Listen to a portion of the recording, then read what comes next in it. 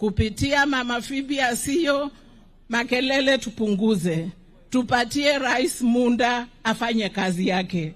Hakuna term ilikuwa term ya miaka miwili hata mitatu. Term ilikuwa 5 years. And before we finish 5 years, tumesikia mambo mingi. Sisi wa mama tunapenda nchi na tulia, tupatiwe nafasi rais afanye kazi. I am sure Gladys Wanga will touch on our budget because she did it so well the other day. With those many remarks to the family of Mama Phoebe, we are with you the whole weekend. We shall be coming and we are praying for you. May the good Lord rest Mama Phoebe Asiyo in everlasting peace. Amen. Karibu acting patron.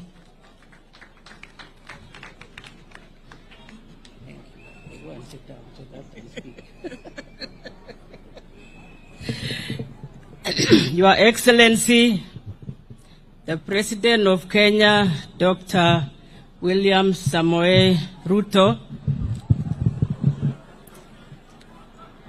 Your Excellency, the Governor of Homa Bay, my daughter Gladys Wanga, and other governors, the family of Honorable Mama Phoebe Asiyo, fellow mourners, God is good, and all the time.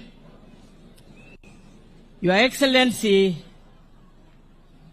as I stand here this afternoon to pay my last respects, not only to a friend, but a sister and a family member, and all of us are here this afternoon to celebrate a wonderful life that has touched very many hearts, one way or the other. But Your Excellency, Mr. President, allow me to thank you very sincerely for personally being here present this afternoon to send Mama Asiyo with dignity. And that alone, Your Excellency, is a clear demonstration that you have a big heart for the Kenyan woman. And I want to tell you this afternoon for free that the Kenyan women are your pillar and a pillar to their families. And that is why we have learned a lot from Mama Phoebe Asiyo. Mama Phoebe Asiyo not only was a friend, I say she touched many hearts, and she was a different, unique personality that she has been a first in everything that she did. And in 1958, Mama Asiyo was the first woman to become the president of Maendeleo ya Wanawake, taking over from the first Mzungu, Margaret Shepherd, and frustrated with the lack of progress from the colonial women, Mama Asiyo was threatened to resign and to start her own organization. This prompted the leadership of Maendeleo ya Wanawake. Gladys Picha handed over the leadership to Mama Asiyo, making her the first African president, and the white women refused to recognize her. So Mama Asiyo has fought many, many wars. If you follow the ideology, you will know that there is no other woman like Mama Asiyo. So Your Excellency, I want to make a special request, and by thanking you by recognizing and being here in present. And I heard a whisper that you also went to bury Honorable Nyamato. So your heart is so big for us Kenyan women. Thank you, Mr. President. You are a hero indeed. And we are so proud that you love the Kenyan women. And I want to make a special request that the Heroes Corner in Nairobi, a corner should be provided for the Kenyan women so that they can also have their history recorded, so that we do not lose. We have women who fought in Mau Mau.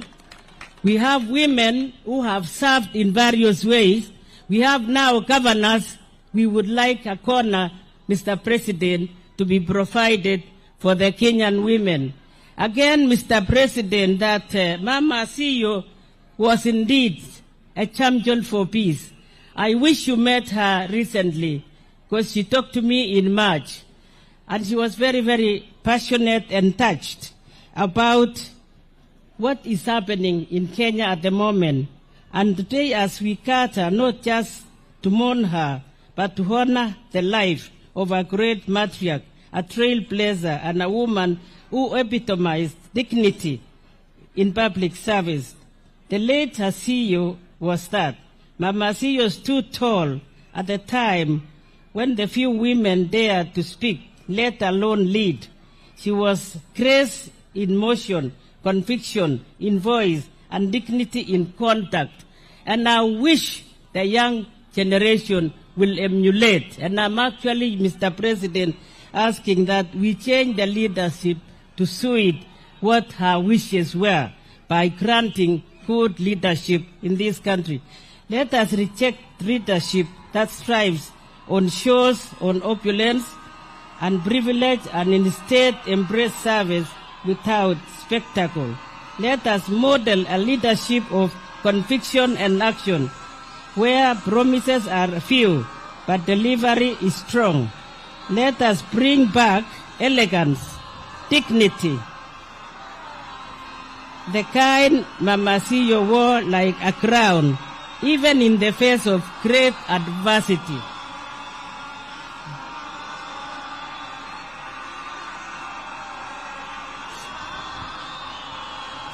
Because, Your Excellency, our young generation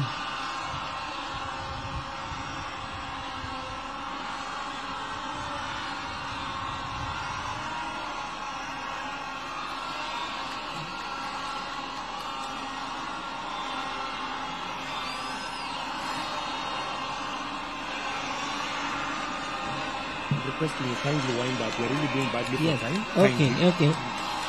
Because, Your Excellency, our young people, General CNCs are watching us. They are hungry for the order, grace, and integrity that Mama Asiyo led with. Let us not fail them. Let Mama Asiyo's legacy be chapter closed, but the torch passed. And rest in power, Mama Asiyo, a woman leader of substance. So let us remember the good qualities of Mama Asiyo, because she embraced us. As I said, I am not only a friend, I'm also a family member and a relative. And therefore, Caesar, I want to say, Mama is not gone. Mama is around. Her spirits are hovering. Look after Mama's legacy and look after Mama's girls, because there was no minute that we never talked about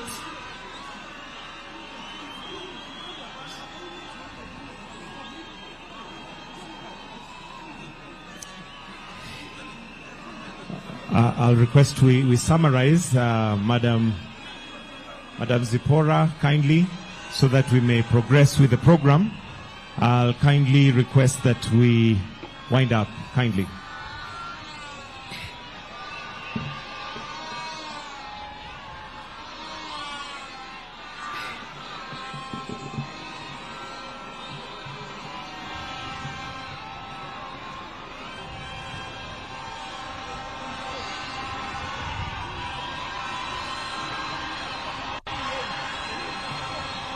Haya basi, naomba tutulie tafadhali ili tuweze kuendelea na ratiba yetu.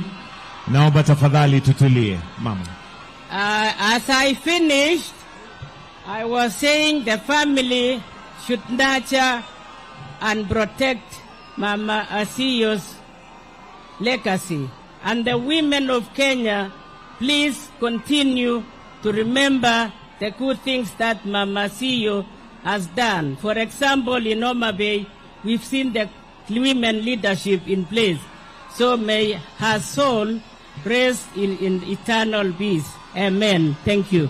Asante sana. Tuwapigie makofi tafadhali. Maendeleo ya wanawake, chair na patron on behalf of very many women. Your Excellency, sir, we now want to hear from the family. And from the family, allow me now to invite Caesar Asiyo, who will come and speak briefly on the legacy of Honorable Dr. Phoebe Asiyo. Karibu sana. Requesting you kindly wind up. We're really doing badly for time. Okay. Because Your Excellency, our young people, General TNCs are watching us. They are hungry for the order, grace, and integrity that Mama Asiyo let us not fail them. Let Mama Asiyo legacy the chapter closed, but the torch passed. And Your Excellency, Mama Asiyo, President a woman leader William of Ruto, substance.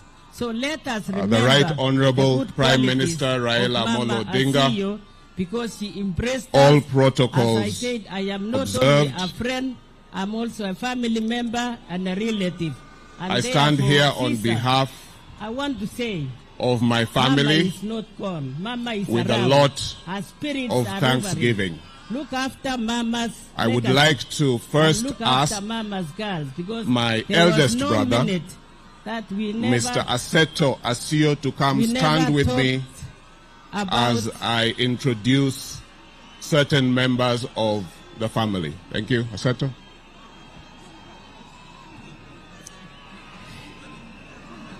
I'll request we summarize, Madam Zipporah, kindly, so that we may progress with the program. Very good. I'll kindly request... Your Excellency, first I would wind like up. to Thank you. recognize certain groups in the family. The first group that I would like to recognize, and I'm going to ask you to stand up, are my siblings and their spouses. Your Excellency, our firstborn is Lillian Atieno Asiyo. Our secondborn is standing next to me, Mr. Aseto Asiyo. Our thirdborn, sir, is Dr. Mary Asiyo. The fourthborn is Juni Awiti Asiyo. Thank you. You may be seated. Your Excellency, spouses, Dr. Vogel, standing right there. Doreen Otieno. Thank you. Jamala Aseto. Thank you very much. Nancy Akinyi, thank you. Your Excellency, I'd now like to request the grandchildren to stand up. Grandchildren, please stand up. Thank you very much. You may take a seat. I'd like to request the great-grandchildren to stand up. Thank you very much. Your Excellency, the next group are my mother's relatives from Agoro. Jo Agoro unkanye? Agoro. Agoro ereu. Agoro chunguru malu fuana. Ero kamano, ero kamano, ero kamano. Ero kamano. Your Excellency, the next group I'd like to recognize is my mother's relatives from Kanyipir. Kanyipir untie. Kanyipir. Kanyipir, please stand. Kanyipir. Thank you, Kanyipir. Thank you. Your Excellency, I would now like to recognize my relatives from the Rift Valley. My relatives from the Rift Valley, please stand and wave. Thank you that you're serious. Thank you very much. Finally, I would like to recognize my in-laws from Ugenya. My in-laws from Ugenya, where are you? Thank you, thank you, thank you very much. Thank you. Your Excellency, I'm also very proud to tell you that I have a delegation from Victory Farms who have come to condole with me. Victory Farms, please stand and wave wherever you are. Victory Farms.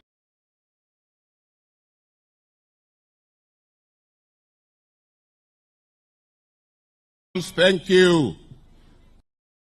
Thank you very much. Your Excellency, that delegation from Victory Farms is led by Mr. Kitili Mbathi. Thank you, Mr. Kitili Mbathi. Kitili Mbathi is an investor at Victory Farms. Thank you, sir.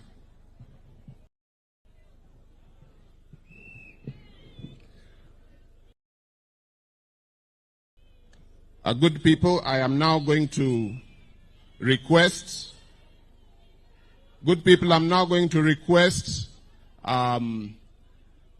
Major Eliud Opande to come and share a condolence message with us. Thank you. Eliud. Dan Opande. Those.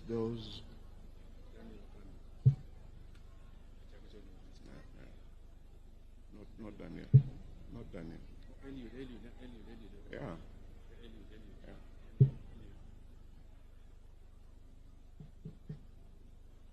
My apologies for the slight delay.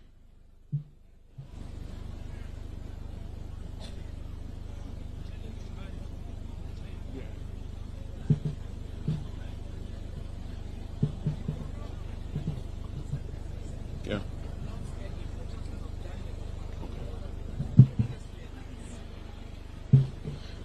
Your Excellency, allow me to...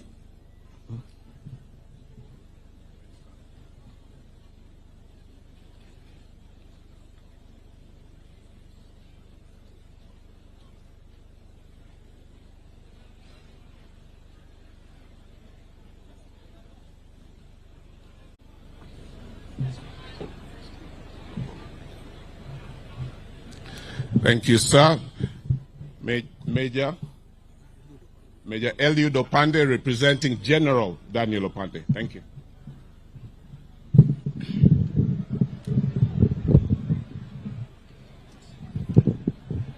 Your Excellency, sir, the President of the Kenya, Dr. William Ruto, ex-Prime Minister, Mr. Raila Odinga, all protocols observed. I'm sorry, the title I've been given is not correct. Of course, I served in the Jeshi. I'm brother to General Opande, and I'm representing him. So I want to make that correction. Thank you. Thank you very much, sir.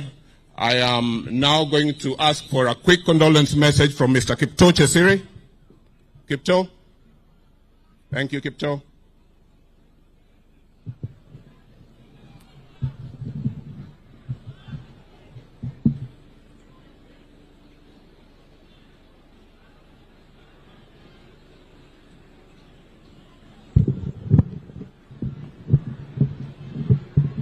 Your Excellency, the President of the Republic of Kenya, Honorable Dr. William Ruto, Governor, distinguished guests, mourners, the Asiyo family.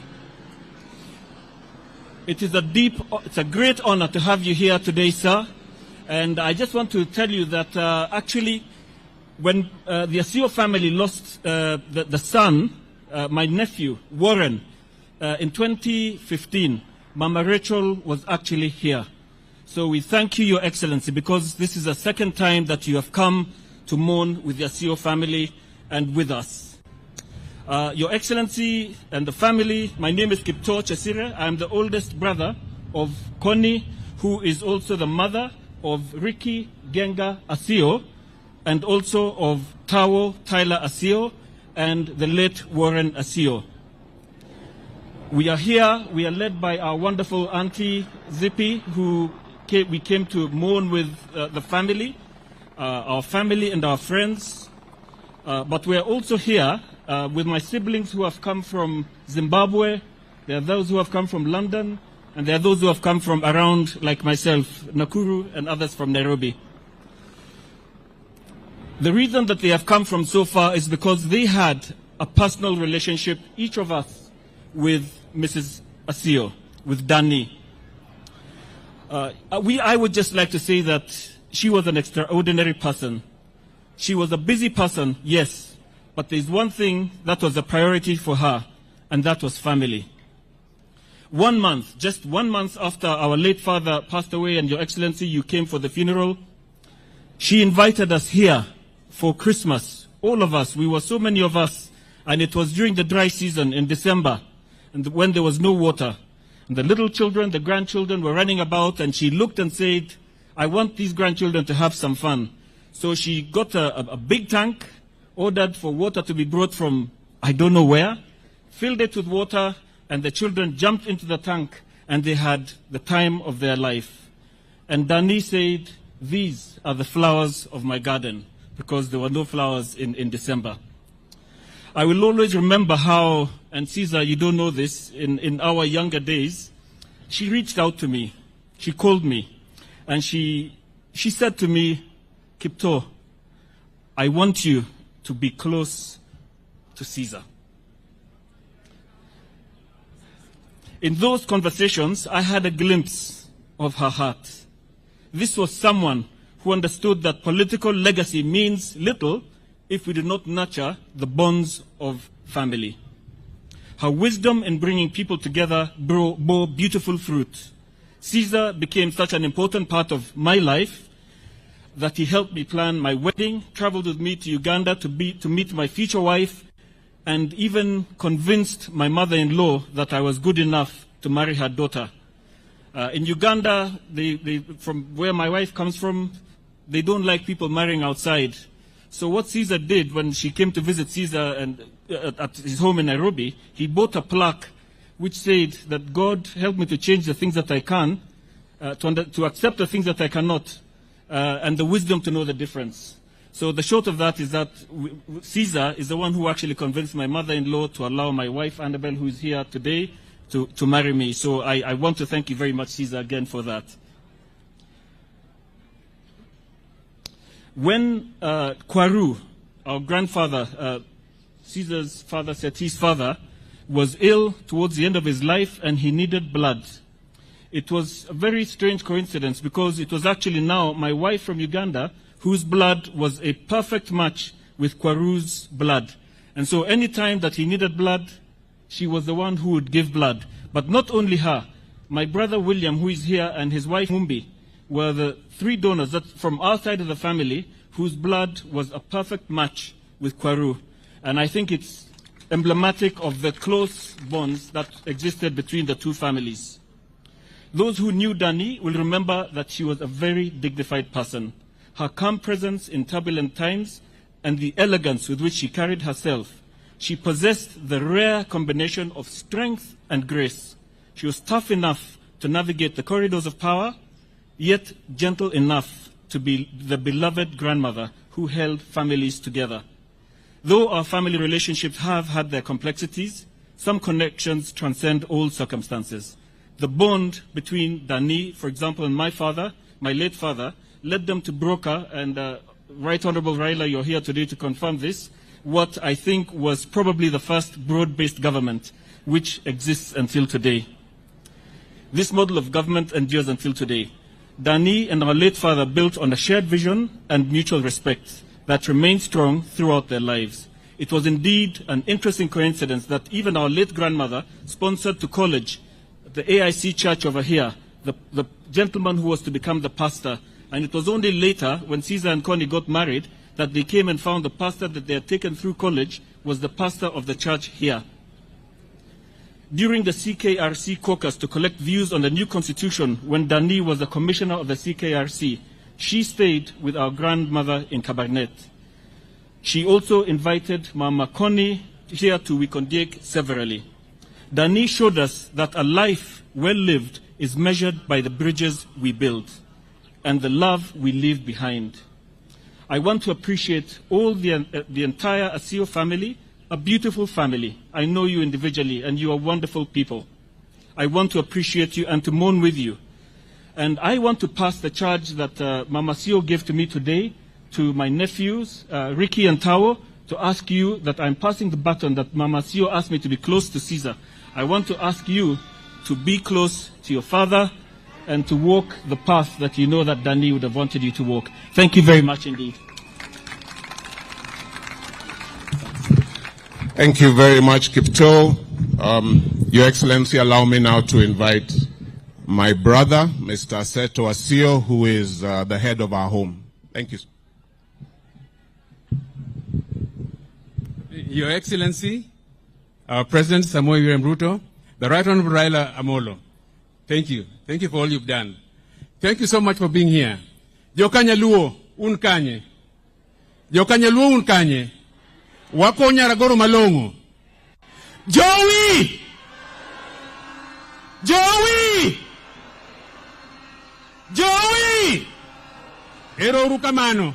Ero rukamano. Ero rukamano. Your Excellency, it is a real pleasure just getting to meet you. You've done a wonderful job. Despite all that you're going through, stand like the brave with your face to the fore. And you've been doing that through your life.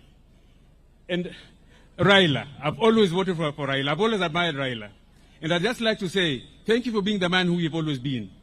Always having the vision, clear vision of where we are to go. And I know with the two of you working together, you will carry us to where we want to go over to Canaan.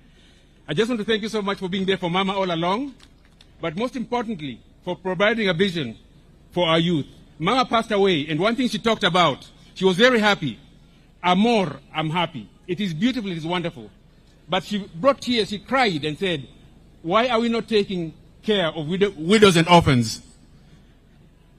I know you're taking care of widows and orphans. Omolo, P.S., please just stand. Your docket, I know, is taking care of widows and orphans.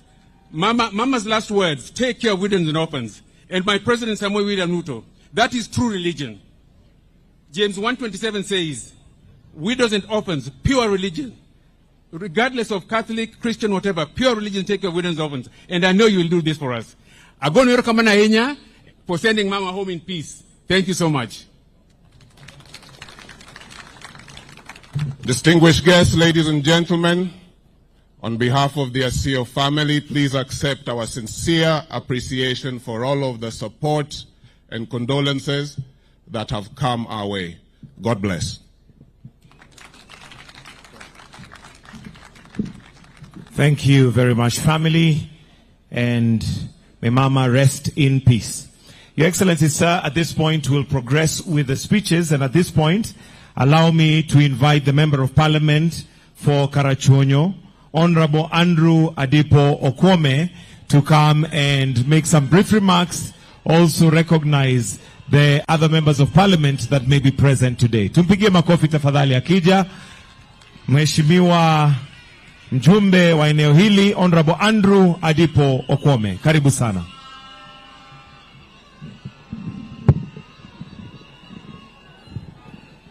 Thank you.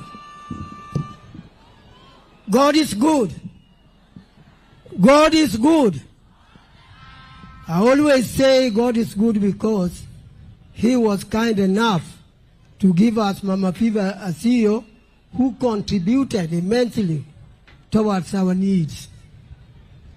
Your Excellency, our President of the Republic of Kenya, the Right Honorable Raila Amolo Odinga, our leader, and the one who directs our politics here in this region, plus beyond. the family of the late Mama, our Prime Cabinet Secretary, the PSS, and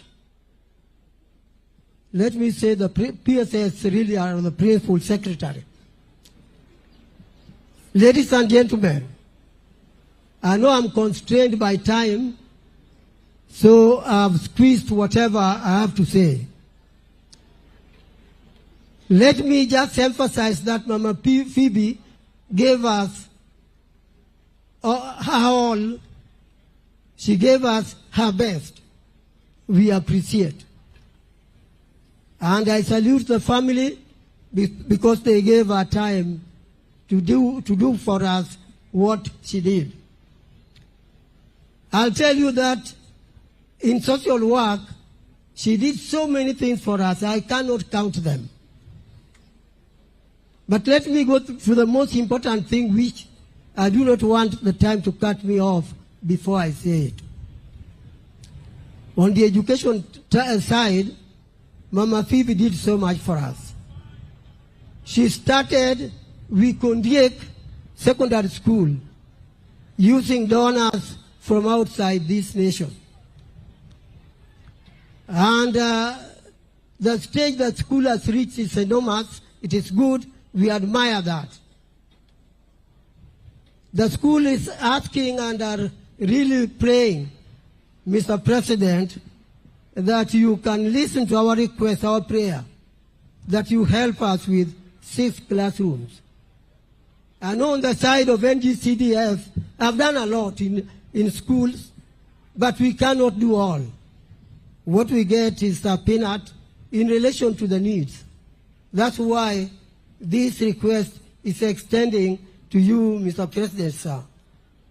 But perhaps even the most important request we have as a community and as a school, together with the Kanyaluo community and Karachuonyo, is a bus. We wanted a bus for Wikondiek Secondary School. Mr. President, sir, I would be having my sleep comfortably if you can give us a bus for this school. When that is done, I think we will say you have done for us what Napoleon could not do in history. Mr. President, when people were coming here, they used a Diedo Nambakarabok road. You will recall this road that a number of times I requested you to do for us. The governor did, we all did, and the work is on. I thank you that the work is going on. But please let it be completed. On the same issue, Mr. President, the road that's now familiar to you is Kanyabiang to Kadel Road. It goes through the other side of Homa. This road was started way back before you came to the presidency. And up to now, it is not completed. But I was very glad when you ordered that it must be done. Mr. President, thank you very much. The work is going on. And kindly, don't let it stall. The other road I want to mention, Mr.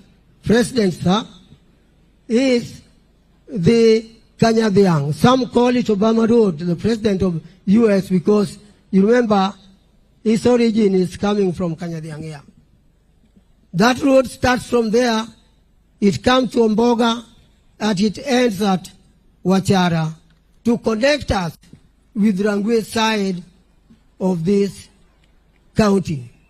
Mr. President, many people felt that just you get from Omboga to where we are.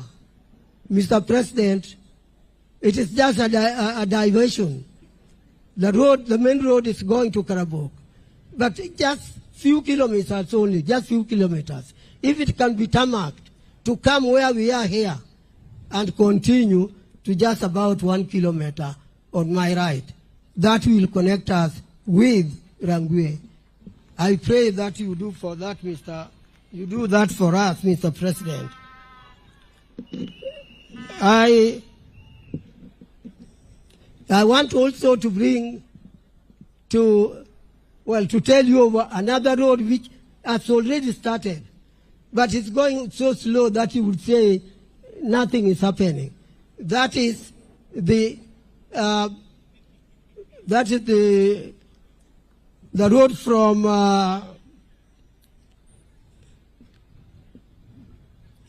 no, I think that one probably I can leave out. Yeah, it is the road from Kadongo.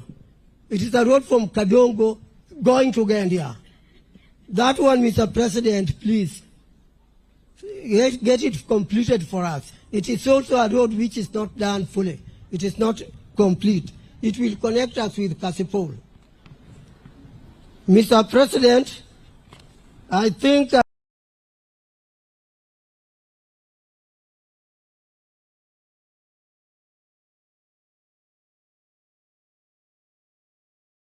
you will allow me now to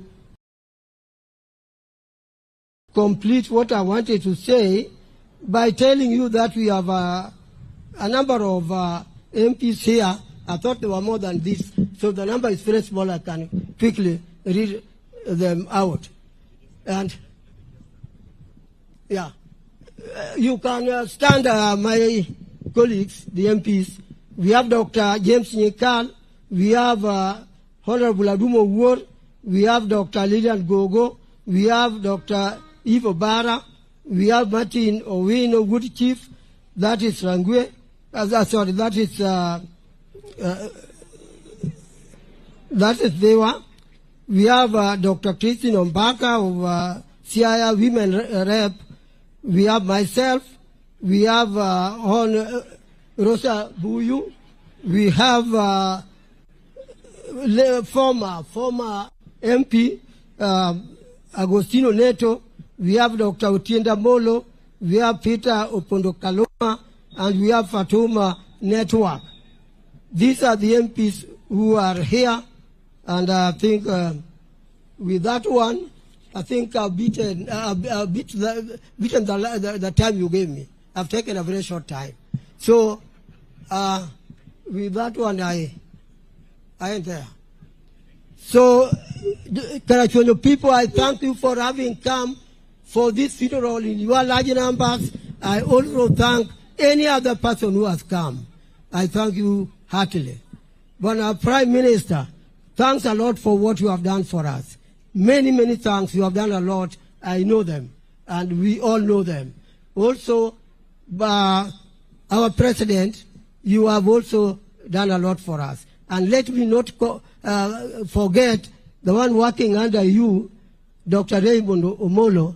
He has also done so many for us. I have not mentioned all of them. I just picked a few top ones.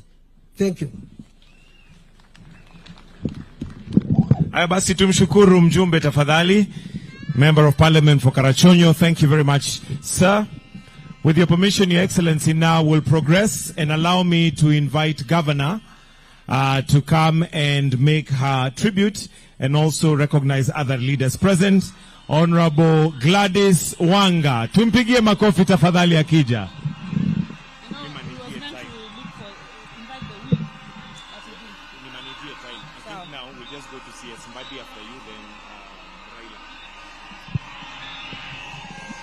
Your Excellency, the President of the Republic of Kenya, Right Honorable Prime Minister Raila Odinga, the family of Mama Asiyo, the church, all protocols observed, Jo Thurwa, Jo Homa Bay, Jo Karachuonyo, Jo Kanyalua, moso uni nyasaye ber.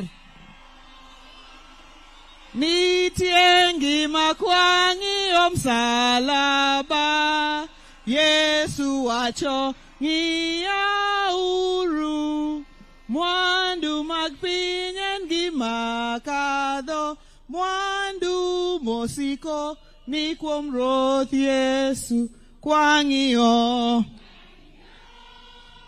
Nitie ngima ka wang'iyo msalaba, wanayudo warok chutho, kwangio, your Calvary, your Calvary.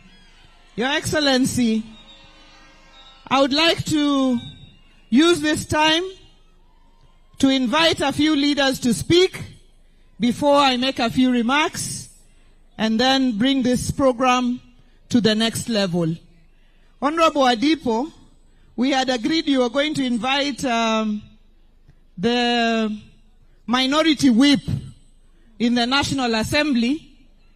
So I think I'm going to do that on your behalf.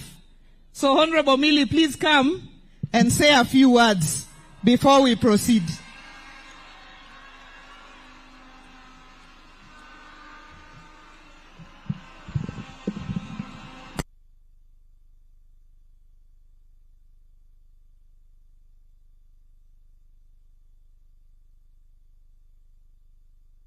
Time.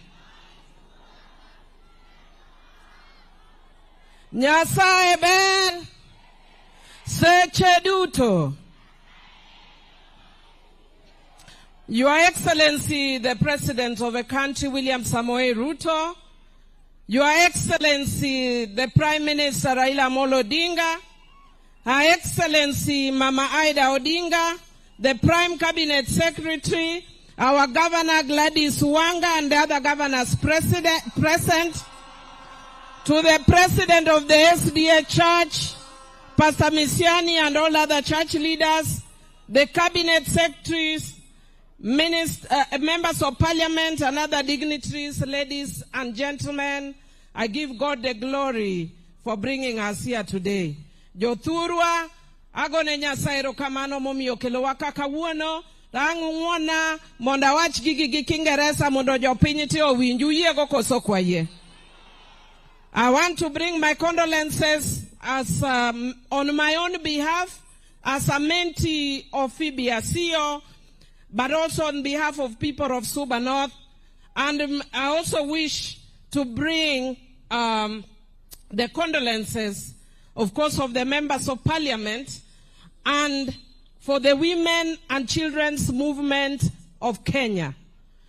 Your Excellency, there are many leaders who have walked with this journey with us who are supposed to be here today, but they are not able to come. Honorable Dr. Julia Ojambo, Charity Ngilu, Martha Karua, Martha Kome, and several others, they send their apologies, and the Child Welfare Society of Kenya, where Honorable Phoebe Asiyo also served, have sent their apologies. Honorable Phoebe Asiyo was a trailblazer, transformational leader, and a woman of many firsts. In Homa Bay County alone, she was the first woman to be elected as a member of Parliament. And jo Karachuonyo ung'eyo, nine wan gi wuoyi motegne Karachuonyo ka miluongo no Kiki Amayo be mane watne. Be onge ng'ama osebedo motegno maloyo Kiki Amayo. To kane Phoebe ochung' kode, to Phoebe nonyalo Ojombo. So, Your Excellency, since the election of Phoebe Asiyo, I am the one who was elected after her, and it took 16 years. It took 16 years between Phoebe and myself to come in as elected. That tells you how difficult a feat she managed. Your Excellency, I just want to say that Honorable Phoebe is also a founding mother of the Constitution of this country, which is a very important feat. Your Excellency, because I don't have the time, I wish to say that at a personal level, I was impacted by Phoebe Asiyo. When I was about 11 or 12 years, my mother was working at the county council here. And when Phoebe was going for her elections, I went to the hall because she was doing something we had never seen, which was a woman vying for an elective position. I sat until morning. And at 11 years, having watched Phoebe Asiyo, I said, I am going to be a member of Parliament. The reason why I went back is because I'm a member of the SDA Church, and I thought that politics and church didn't go together. But later I discovered through her journey that it does go together. And so, Your Excellency, even though sometimes I look like I'm a little crazy, in this region, they know I am Adwen Suragiwes. Adwen and Adwen Suragiwes Kosokan. Finally, I had a lot to say, but let me take this opportunity, Your Excellency, let me take this opportunity to thank you, working together with Honorable Raila Odinga. You have done something. You have done something that people may not realize now, that people may not appreciate now. But when the country is in a difficult situation, people must make difficult choices. And I've seen what wanatulaumu, people are complaining, and because samaja tiengo kwala, tapako odongo swag, so wano madarau to wangiyogo, toge chanme chanogo buangiyogo. So Your Excellency, even though people may complain, you and Baba have done an excellent thing, which is to bring peace in this country.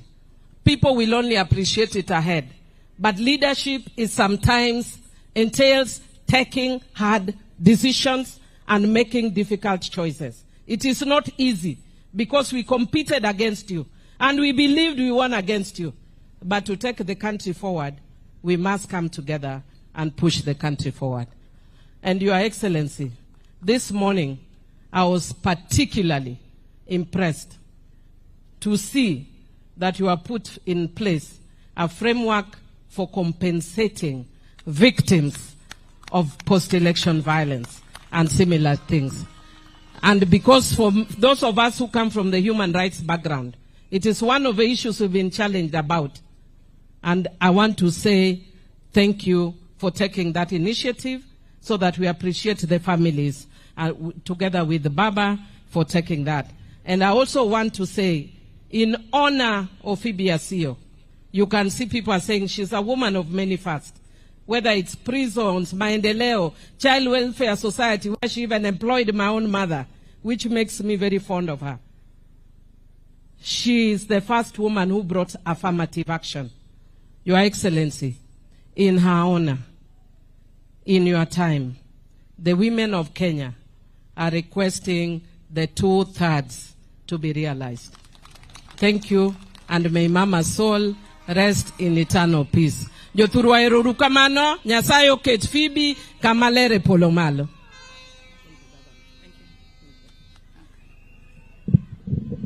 Erukamano amilo gesa gesa. Allow me to invite the representative of the Council of Elders, because Mama Phoebe was coronated as a Luo elder. Jaduong Vitalis. Biabiera ajiki kodiam. Ajiki ringaringa matek tigiyo ka Jaduong Vitalis woyo idaki kariyo. Your Excellency, in another 3 minutes or so, our elder will say a few words, bringing the regards of our Ker Odungiranda.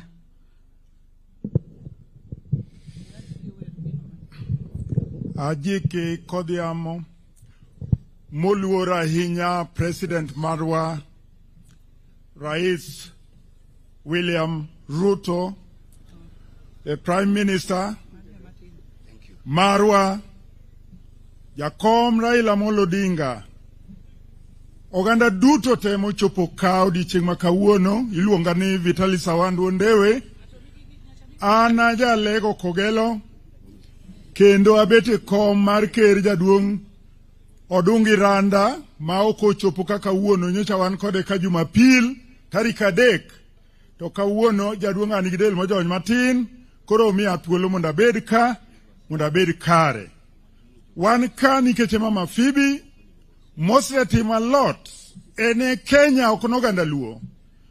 Mama Phoebe ne en member mar Luo Council of Elders, kendo Mama Phoebe osetiye konde te mag dongruok, mag puonjruok, mag maendeleo. Omiyo kwako mama kawuono en odiechieng' wachiwo luor makende, kendo wakwayo Nyasaye mondo ket chuny mama kama ber. Ajiki kodhiamo en kaka jalupna e office mwantie mar organizing secretary. Ajiki ung'eyo ni kod a special issue mapile ko chung mbele jikama to ung'e gimotimo okamano. Kumano kodhi amadwa ni mosji an kod Otianga Wodrongo ma ugae mar jomatindo. Urwako Otianga.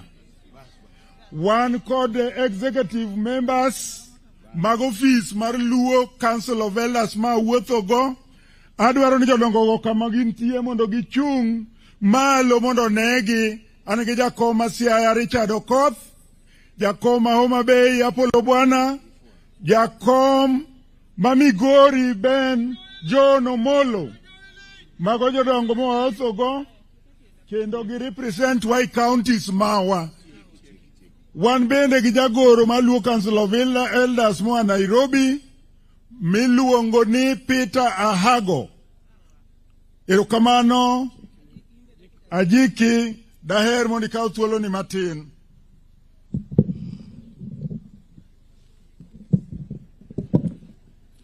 Your Excellency the President, Your Excellency Prime Minister, protocol observed. Steve.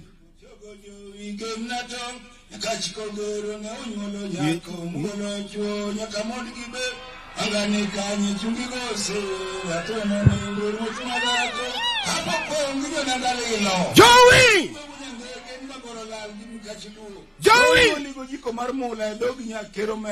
Ingado nam kapinyne pod nindo kidhi Ulaya nam loka iduogo konyo nyithindo mine koda chuogi iloko uti ang'eche Kenya mane chalo kunde dho mobet kar dak mar kumo joketho. Ogaye mamaro Asiyo nyara goro chieng' opodho ewi nam lolwe awinjo koka gombo wonyale gochogo Jowi gemna tong' nakachiko gero ne unyuolo nyako mugolo chuo nyaka mond gibe Angane kanye chungi gose ratuano nindo ruoth madhako.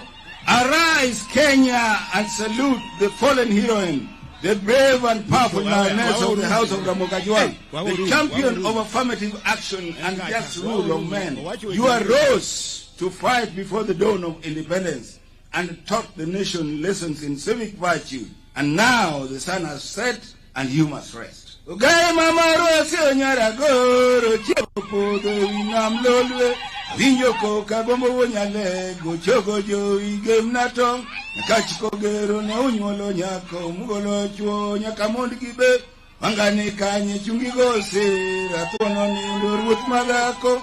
Ere gima okitimo minaseto gi Caesar idonjo hiwe od bura sipoginga Jaramogi dhomo chacho bidhongere mitiduoko wang' chuo tielo Jubura wuoro ni manyar kanye ni mano nyar gakumu jakogero keo kanye per ni dhialo mine mathurwa. Ogaye mamaro Asiyo nyara goro chieng' opodho ewi nam lolwe awinjo koka gombo wonyale gochogo Jowi gemna tong' nakachiko gero ne unyuolo nyako mugolo chuo nyaka mond gibe wangane kanye. Yeah, Asanteni sana to our Council of Elders. Let me now take this opportunity to invite our Senator Moses Otieno Kajwang, aje atuongeleshe kidogo.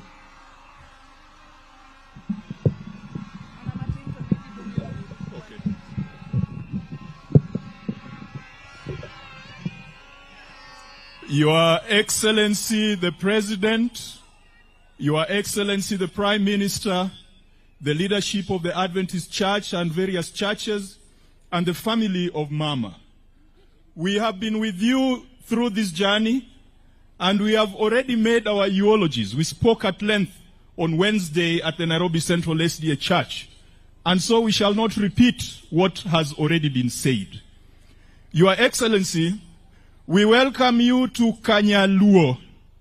Kanyaluo, translated, means the home of the daughter of Luo. This is the main entry point into Karachuonyo. It is the main entry point in Luo land. Jo Kanyaluo untie. Jo Karachuonyo untie. Jo Konyango Rabala untie. Jo Homa Bay untie. One thing about the Karachuonyo people is that their subclans are named after women. So this subclan is called Kanyaluo, named after Owaga Nyaluo, who is considered to have been the eldest wife of Karachuonyo. Your Excellency, a few things about Karachuonyo, this land of great men and women. This was the place where the Adventist Church grew its roots. This was the first place where cotton was introduced. This was one of the places that elected a first woman member of parliament. And Your Excellency, and I know Right Honorable Raila Odinga might correct me, I suspect that the Karachuonyo could be the biggest subclan within the Luo nation in Kenya. I know your Nyakach will argue. I know your Kano will argue. I know your Lego will argue. But the fact is that there are 3 constituencies in Homa Bay where the residents don't intermarry. Karachuonyo constituency, Kabondo Kasipul, and Kasipul. And some 40 years ago, it extended to Kanyamua, it extended to Kadem, it extended to Karungu and Kabuoch. Almost 5 constituencies form this group. So we have come to bury a leader of a great clan and a leader of a great nation. Your Excellency, Frantz Fanon said that every generation must discover its mission and either fulfill it or betray it. Mama Phoebe discovered the mission of a generation. It was to fight against colonialism, and she did it.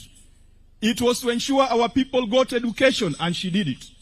It was to fight cultural stereotypes, and she did it.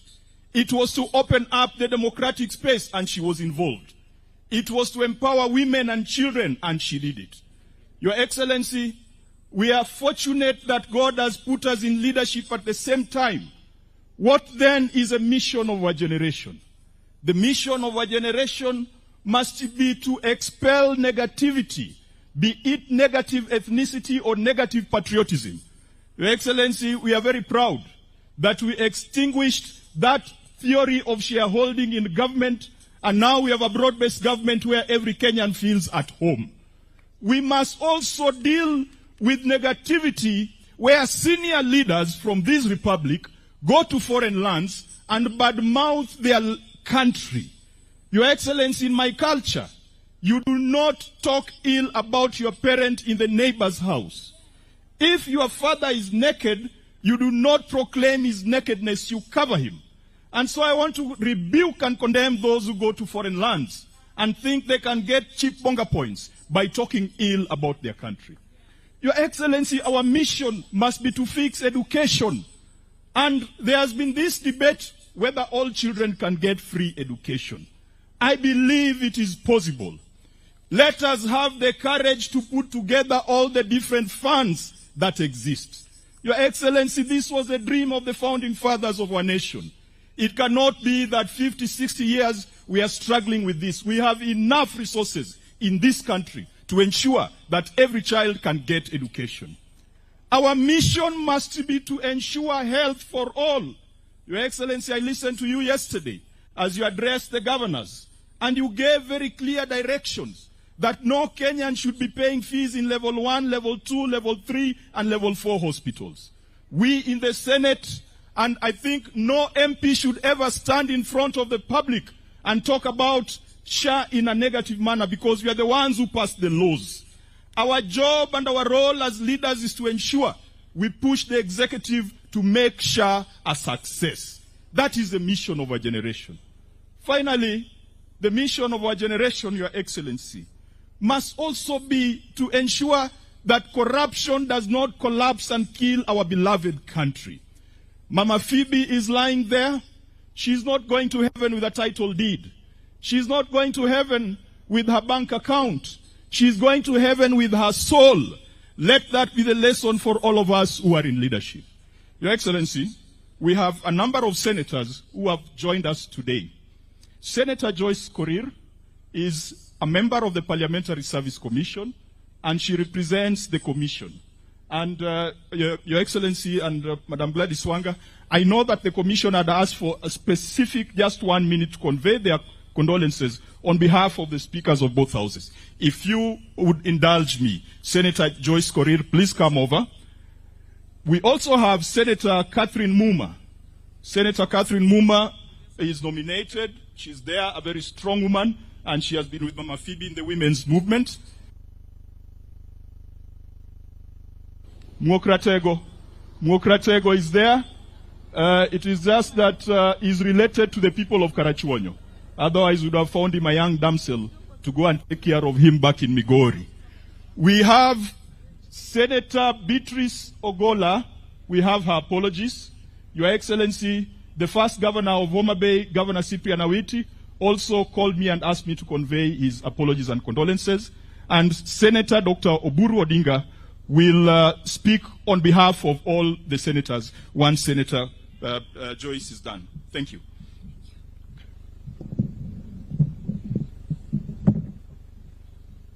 Your Excellency, the President of the Republic of Kenya, Your Excellency, the Prime Minister, Your Excellency, Mama Ida, Her Excellency, the Governor, Madam Wanga, all protocol observed. Wacha nichukue nafasi ya kipekee, Your Excellency, kutoa risala za rambirambi kwa niaba ya Mheshimiwa Speaker na Commission ambayo wangependa kuwa hapa, lakini haikuwezekana kwa sababu Mheshimiwa Speaker amekuwa na shughuli nyingine. Amenituma hapa kwa niaba yake, Your Excellency, na ningependa kusema pole sana kwa familia kwa kupoteza shujaa, mama kiongozi ambaye alianza ama alitangulia kabla sisi kama viongozi tufike mahali hapa siku ya leo. Your Excellency the President, wacha nimpongeze the Prime Minister kwa njia ya kipekee kwa sababu ya kusimama kidete na kina mama. Your Excellency, unakumbuka ya kwamba mimi nilichaguliwa na ODM 2007 na hata wewe, Your Excellency. Na ningependa kusema, Your Excellency, Mheshimiwa Raila, najua mulikuwa marafiki sana. Hapo katikati tukaanza siasa na sasa sahi tumeshikana pamoja. Na kwa sababu ya hiyo, Your Excellency, tumepata viongozi shubavu ambao wamekuwa best setters wetu, kina Wanga na wamama wengine ambao wamepata nafasi ya kutuwakilisha kama magovernors na kama wabunge, kina Mili, kina Rosa na wabunge wengi ambao wako miongoni mwetu. Your Excellency, wacha niseme hivi. Tukiwaona mkikaa pamoja, tunajua kazi itaendelea nchi yetu. Kwa sababu, Your Excellency, tunajua wewe ni mchapakazi. Wewe ni mtu ambaye umelelewa na wanasiasa wote Kenya hii. Lakini ingawa tuko na changamoto saa hii ya siasa, wacha nishukuru baba kwa sababu amekuja katika serikali ili atushikilie, ili manifesto ya serikali iweze kutimia.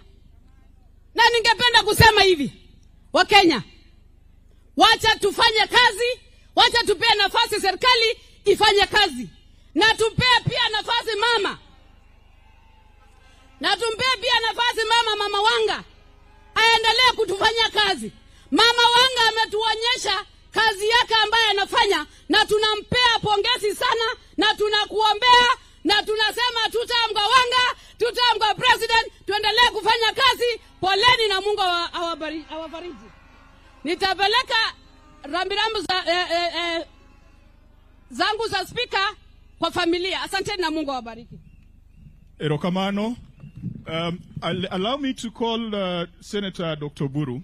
And as Senator Oburu comes, Your Excellency, it was wonderful news when we woke up today to see that you have put in place a task force to sort out the issue of compensation of the various injustices that have occurred in this country. Your Excellency, for that reason, I can tell you, sisi watu wa Homa Bay, kwa hii broad base, tuko ndani.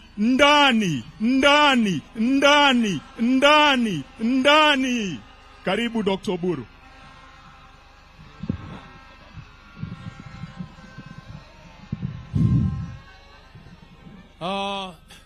Your Excellency, the President of the Republic of Kenya, William Samoei Ruto, Dr. Raila Amolo Odinga, the former Prime Minister, and all protocols observed. Today I have come here, Karachuonyo.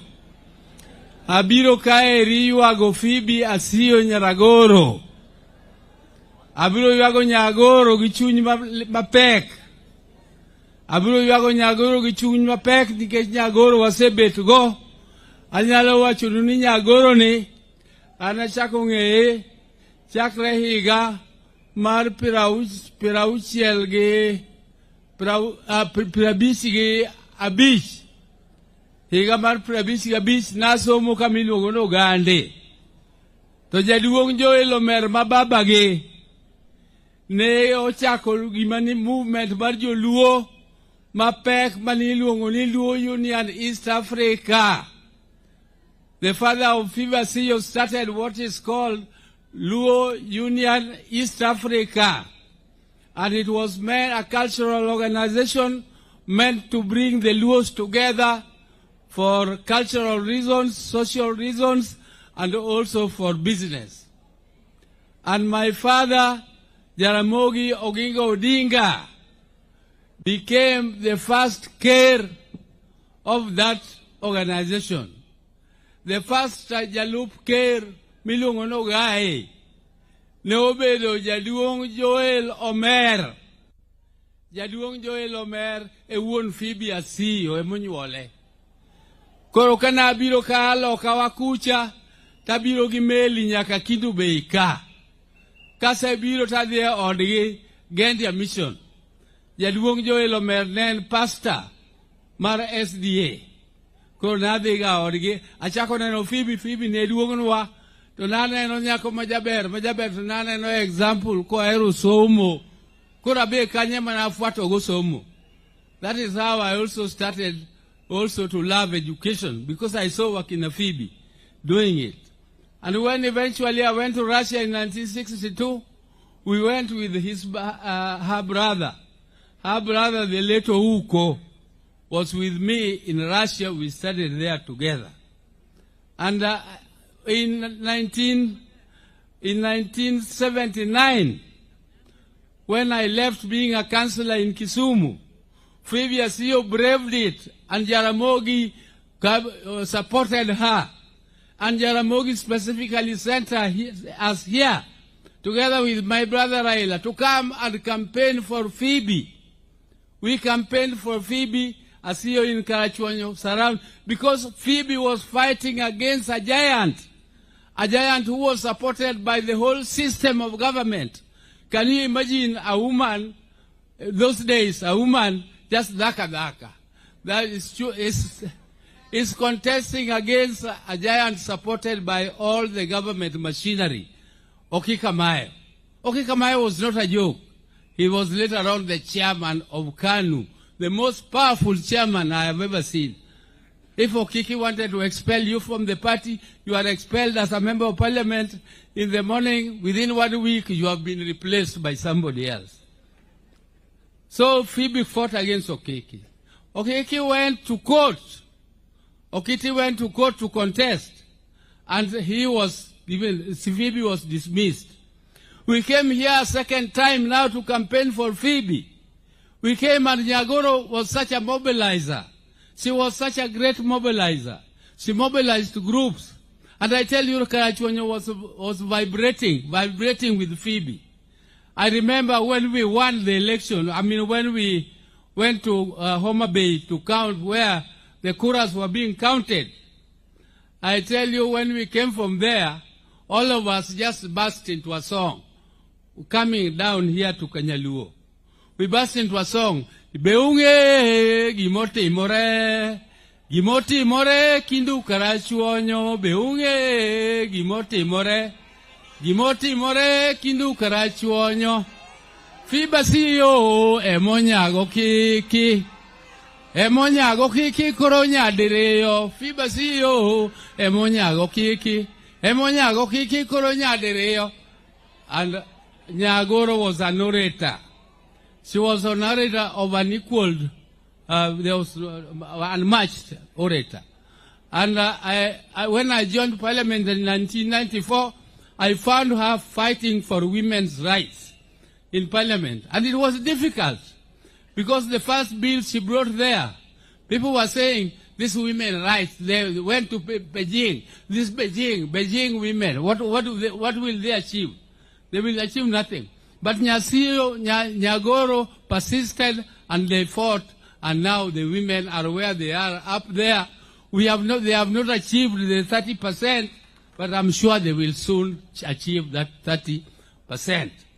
Now, Ankai Rikaka Jakajaramoga, Birokaka, Woodjaramogi Maduong, Wankai Rigijomo Adalawa, Kajaramogi, Ogingo Dinga, Mo Biro Kanyamera Maduong, Milungana Kinywen, Wanikacha, Ochungo Huaniji, Wanikacha Gichio Wadwa, Milungunitabo Sere, Miluchungo Huaniji. In conclusion, Your Excellency, what I want to say is that our people are normally very honest. Then if they don't love you, they tell you they don't love you. If they hate you, they also tell you they hate you. Sometimes back when you are campaigning here, you would not have gotten such a standing ovation like the one you are receiving. Because now Raila has told them that this is the way to go. The president is taking you to Canaan. Canaan is not... And we know there are people who are grumbling. There are some people who are grumbling, but they should be patient. Some of them are very young. Some of them are young people. They should be patient and learn under Raila. They should be patient and learn under us. We are ready to give them some direction, and we don't want to force them. If you want to live long in politics, please don't think that you are the greatest in the world. Always think you are also there under other people whom you found, and work hard. So, Your Excellency, I know we are in this broad-based government to stay. We are in this broad government based until 2027, and we are sure we are going to build bridges and build bricks until we reach there, and it is all, I'm sure we are going to be successful in our mission. So thank you very much. Erokamano urujo dala, amor, la wachu niweche mageni mag Phoebe to kanyal tieko. Erokamano urai. Aya, asante sana, Dr. Buru. That's our elder. I now want to invite Katibu, Secretary General of KOTU, Francis Atuoli. Aje atuzungumzie kwa ufupi sana.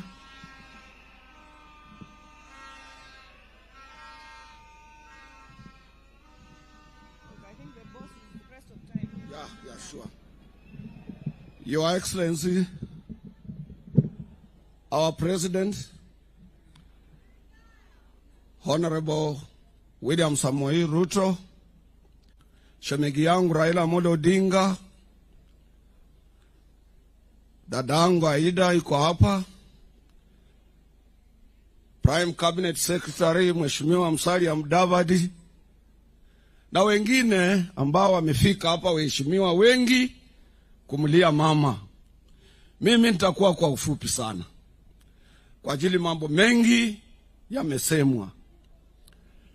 Nimewasikia vijana wakiongea.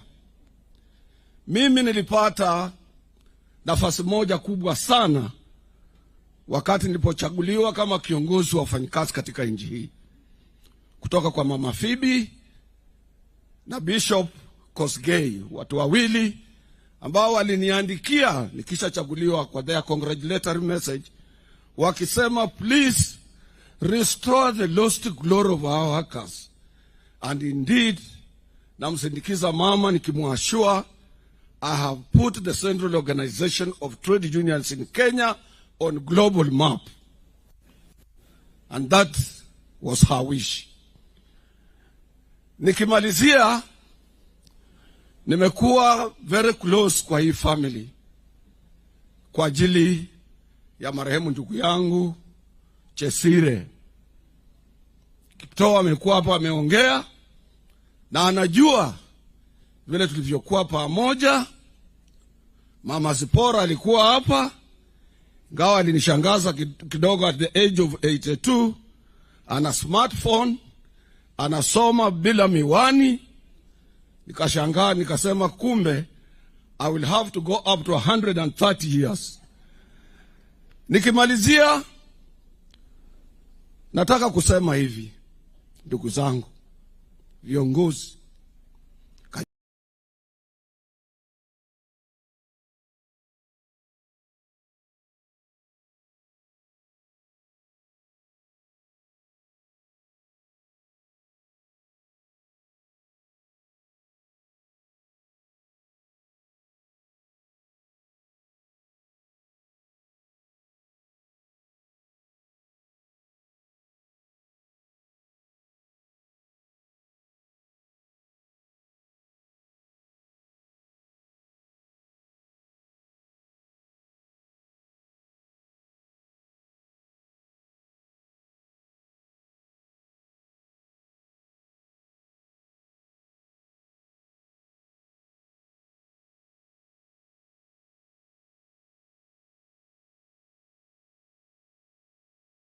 Juanga amesema, na kuna hapa viongozi wa changa vijana. Kuna Edi iko hapa na wengine, na Governor Gladys. Governor Gladys is my product. Nimemsupport kutoka mwisho mpaka pale yuko. Na nikabishana na mwingine nikamwambia Gladys ndiye atakuwa governor. Na kama itakuwa shilingi kwa shilingi, lazima governor wetu ni Gladys, and you have done us proud, governor.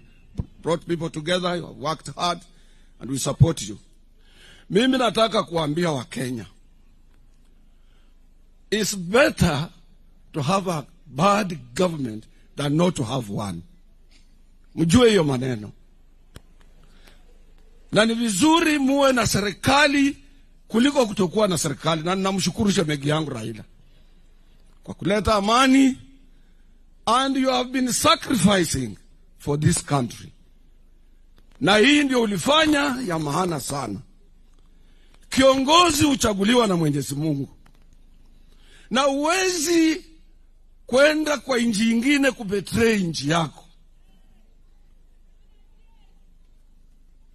Any betrayer has never lived to see what he expected to see. Betrayers kila siku huenda na wakaenda kabisa bila kujulikana. Kenya is big than all of us. Na shida ikitokea, na mimi husema rais, ni watoto wa mama na wafanyikazi ndio wanapata tabu. Kwenda kule Sudan, kwenda Goma kule Congo DRC, kwenda pahali popote kuna shida. Kama una television yako, angalia what is happening in Gaza. Namshukuru Mungu tuwe na serikali, na namshukuru sana. Vijana, viongozi vijana, mimi nataka kuhakikishia. Juzi Raila Amolo Odinga alikuwa Young Turk, Orengo alikuwa Young Turk, Lawrence Sifuna ambaye ni mjomba wa Sifuna Edwin alikuwa Young Turk katika bunge. Na sasa ni nani ana password? Ukisema nyinyi mna password ya politics ya Kenya, mnajidanganya. We will hold on a password of leadership in 2027 and so many years to come.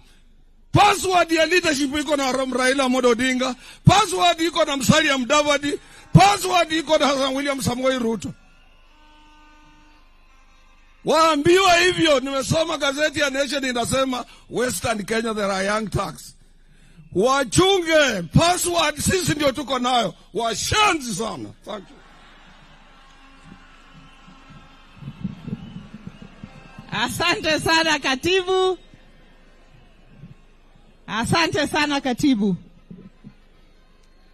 Allow me to recognize Your Excellency, MCAs who are here, from Homa Bay, Kisumu, and the other counties. Tafadhali MCAs msimame. Members of the County Assembly. Very good. I see MCAs from Siaya. I see our own majority leader of the Homa Bay Assembly, Bwana Ogindo. MCA for this area, Jeff Ongoro. And several MCAs, tafadhali mketi. Asanteni sana for coming to honor Mama. I'd like to recognize principal secretaries who are here with us today. Please just rise, our principal secretaries. We have our very own son of the soil, the son of Karachuonyo here, and the uncle of Mama Phoebe, PS Dr. Raymond Omolo. Thank you, and thank you for the support that you have given to the family throughout this process.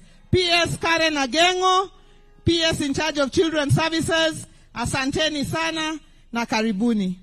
Allow me now to invite to speak to us our very own crocodile, Nyanja Dimo, Cabinet Secretary, Ministry of National Treasury, Nyangwonya Ramba. Karibu sana. Na pesa inalala hapa Homa Bay na tunaiona vizuri. Karibu sana.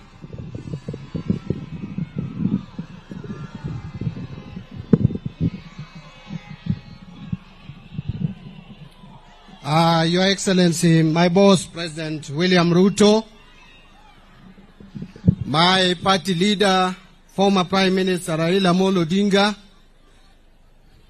Mama Aida Odinga, Governor Homa Bay County, other governors present, Prime Cabinet Secretary, Jothurwa ukwe uru, Karachuonyo ukwe uru, Kanyaluo ukwe uru, Eru kamano. Let me just say a few words. First of all, I have come here to condole with the people of Karachuonyo, the family of the late Mama Phoebe Asiyo.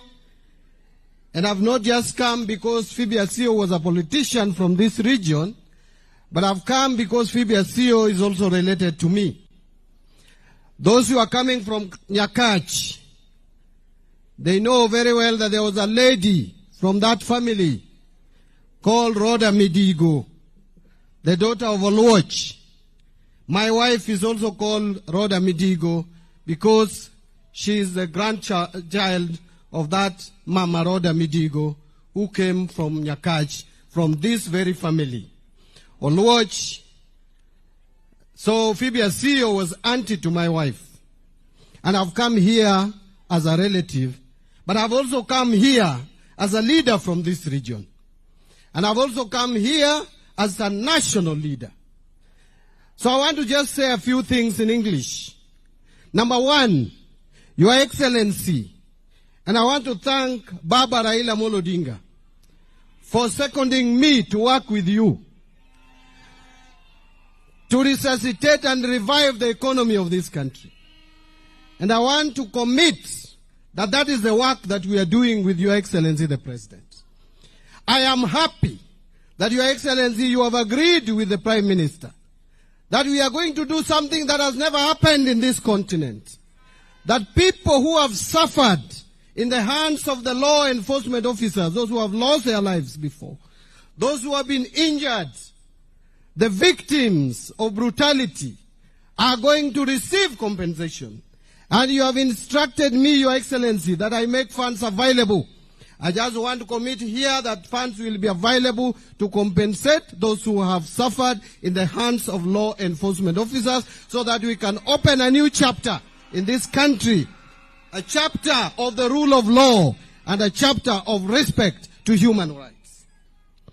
Secondly, Your Excellency, my party, which at one time you were a member of, and of course, I serve in your executive as your minister in charge of national security. But you know very well that I belong to ODM party. And I am not about to relinquish that membership. Our party stands for devolution. And Your Excellency, you also stand for devolution. And we have demonstrated through action that we support devolution. I want to announce here that in the financial year 2024-25, we made sure that we released all the money to the counties to support county governments. Even now, even without the passage of county allocation of revenue bill, I want to announce to the people of Kenya, having shared with you, Your Excellency, that on Monday and Tuesday, we will pay all the money for July to the counties so that counties can run the operations. And we'll make sure that we are up to date. I could say more and more, but a lot will be said by Your Excellency because my boss is here. I don't have to say a lot. Allow me just to say one word in Kijaluo. Joturu auntie. Wan kakoganda luo. Kitu agitimbe wa eni ruoth beda chien. Joluo ok nyal bedo gi ruodhi ariyo. Ruodhwa motelo nwa e siasa en Raila Odinga. And Baba emabro chiwo direction kama luo community there. And now nikech oyie notiyo gi William Ruto. Wan kaka ODM, wan kaka oganda luo, watiyo gi UDA, kendo wamakore gi UDA, mangama wacho any other statement, ngano okuone oganda luo, ngano okuone ODM, ngano wuoyo for himself. Otherwise, ang'eyo ni jo Karachuonyo, nyoche kan mwalo piny ka, pod abiro duogo Karachuonyo ka, weche mag dongruok duto madipo wuoye, ni wasetimo mwanyalo. Adiedo na makarabok, wakete budget ya kutosha, ndara dhimbele kosok dhimbele. Ndara mose chendo, miluongo ni Kanyadhiang, kaluoro dhonam nyaka Kadel, manyocho chung mane chendo, oseyudo contractor manyien, waketo na enough budget, ndara no dhimbele kosok dhimbele. Nitiere bene na mawuok, madhi nyaka Oriwo, madhi nyaka Pala, mawuok kamilungo ni Njeri, dongunge ndarano. Ndarano bro dhimbele, osetim tendering, osetim procurement, contractor seido barua, chake modong. Nyasaye madgwedhu, thuolo mwayudo ni, watiyogo, kaka Nyasaye omiyo wathuolo, riwa uru lwedo, wadhi mbele. God bless you. Erokamano nyang, ndara mabe osechando wiwa mowuok Gendia. Kadhi nyaka Kadongo, kakalo Mawego, sani lam tung tutung. Ber kosok ber. Erokamano nyang, ndara no nikete pesa. Thank you, Your Excellency. Allow me now, as we close this session, to invite my neighbor, the governor of Migori County, Ochilo Mbogo wuona yako, chiel wioke. Karibu, Governor Ochilo.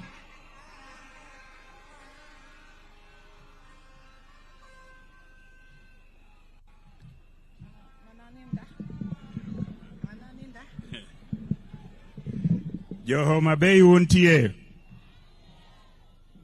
Your Excellency, the President of the Republic of Kenya, the Right Honorable Prime Minister Raila Odinga, and all protocols observed. I have come here on behalf of the people of Migori County. The people of Migori County have sent me with salutation to the family of Dr. Phoebe Asiyo, and I've also come on behalf of my own family. The First Lady of Migori County has a relationship, a very strong relationship with the people of Karachuonyo, na amenituma mmepokea. I just want to say two things, Your Excellency. Many years ago, when I was a small boy, in Homa Bay School where I was studying, in 1983 there was an election, a national election of who was to be a member of parliament. Where I come from, we used to belong to Homa Bay constituency. Homa Bay was then Awendo, Rongo, Rangwe, and Homa Bay. This was the Greater Karachuonyo. I happened to have sneaked out of school with a few of my friends and went to listen to the results as they were being announced.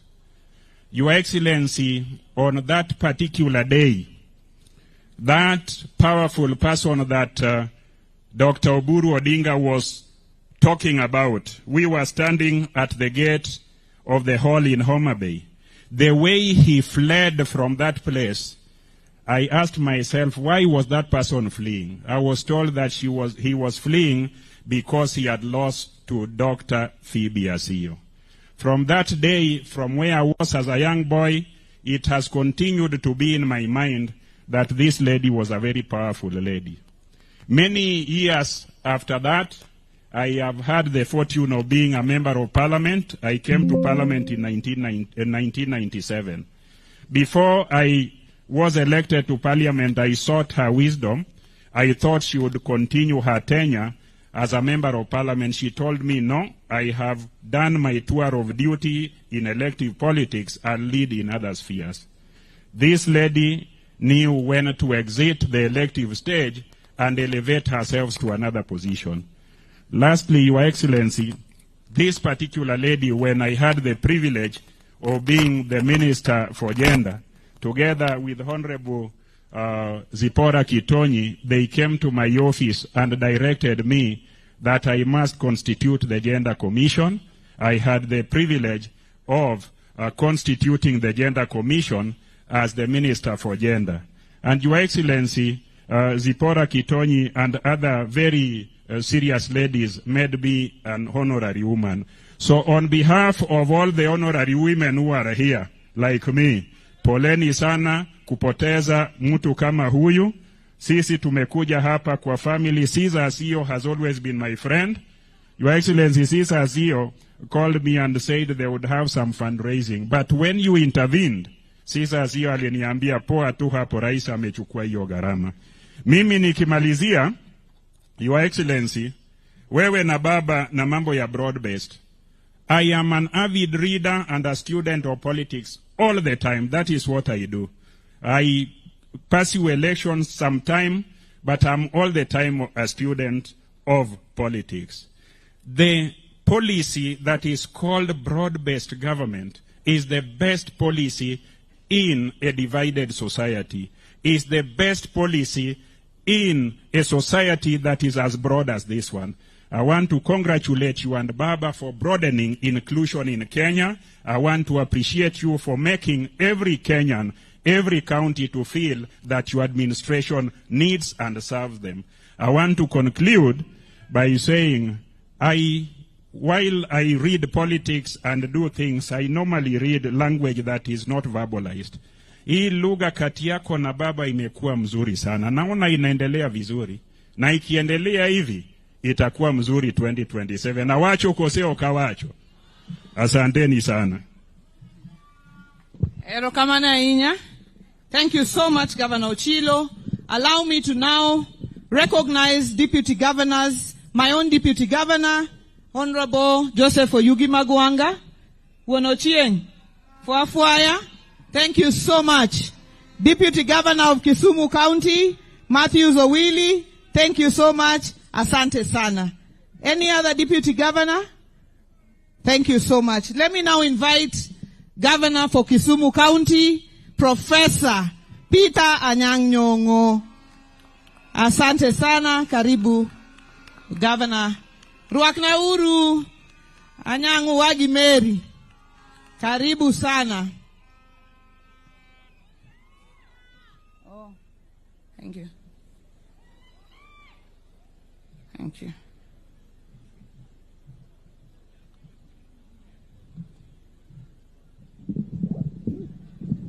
Thank you very much, Governor Gladys Wanga.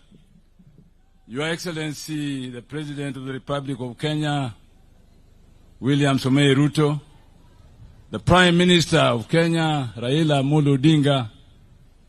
I don't think that you call Raila the former Prime Minister. He's the Prime Minister because there's no other. I'm Asiyo. The Prime Minister of the Republic of Kenya, Raila Odinga, all protocols observed. Yothura moso sabre uru, osabre kendo sabre. Aye Bwana Yesu asifiwe. Hallelujah. Asanteni sana.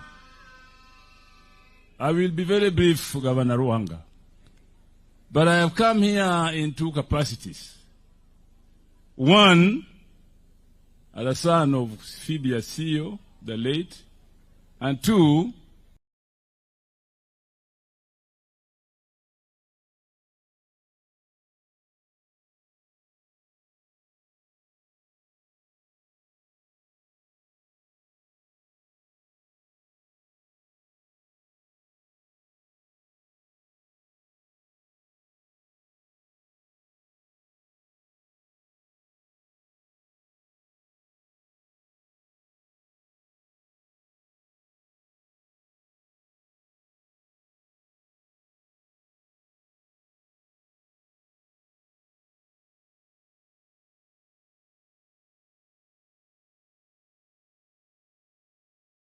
as the governor of Kisumu County. All those Kisumu County who have come with me, can you stand up and wave, please, wherever you are? Those from Kisumu County, wherever you are, asanteni sana. Karibu. When I was growing up, Phoebe Asiyo was a common name in our family. Because Phoebe and my mother, Mrs. Dorka Owino Nyong'o, were very close in Maendeleo ya Wanawake movement. Phoebe up in Nairobi and my mother at the local level. In fact, Phoebe doesn't call me by my name. Ulungagani Wood Dorka, the son of Dorka, because Dorka was my mother. So they were very close. And when I came to Parliament, I met Phoebe. She always treated me as a child who was managed it to come where the elders are. It has been like that. In fact, yesterday, when we met Phoebe, at Kisumu Airport, Kisumu International Airport, I must apologize to Governor Wanga. When I saw her in the coffin, I broke down. And I had to leave, not to embarrass Governor Wanga. So it's a very personal thing that I've come here to be with the family of Phoebe Asiyo as we say goodbye to our great mother. The mission in life of Mama Phoebe Asiyo was to fight for human rights, not just for women, but for Kenyans as a whole. If that were not the case, she would have not been the leader of Maendeleo Wanawake for so long and been a parliamentarian and one of the parliamentarians who, if you look at the Hansard of the National Assembly, or Lejiko, as it used to be called, you'll find that Phoebe stood firmly for change, for human rights, for the protection of common people. If Phoebe lived today longer, Mheshimiwa Rais, Prime Minister Raila Odinga, there is something happening in Kenya which is extremely dangerous, which I'm sure Phoebe would have stood up against and campaigned to do something about it by government. This is called femicide. If you have been reading the papers or listening to radio, watching television, femicide is increasing in Kenya at geometric progression. And we have a theory in Kisumu County that the increase in femicide is closely associated with the increase of Airbnbs. I don't know whether you know that. So, Bwana President, Prime Minister Raila Odinga, let us have a strict control of the opening of Airbnbs, and the use of Airbnbs should be strongly controlled and accounted for. Because otherwise, this femicide will continue under the guise of people going to Airbnbs. I'm sorry, I might be very strong about this, but in Kisumu we have noticed this phenomenon. And I hope it is not as serious elsewhere as it is in Kisumu. I think Governor Wanga is coming, but I'm finishing. Don't worry, Mama. Finally, Mr. President, we have stood here today, many people have said that they support devolution. And many people have said that money will be given to counties. But there are also some services going on in counties which should be county responsibility. In this day and age, Mr. President, I don't see why the national government should bother about Kura and Kera and give them money to do roads in counties.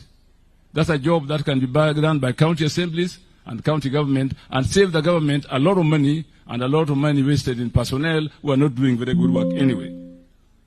So, Mr. President, that is my plea for today. As Phoebe is laid to rest, let Kura and Kera also be laid to rest. Bwana Yesu asifiwe. Now, democracy, Madam Wanga, is not an easy form of government to have. But it is the best from human experience.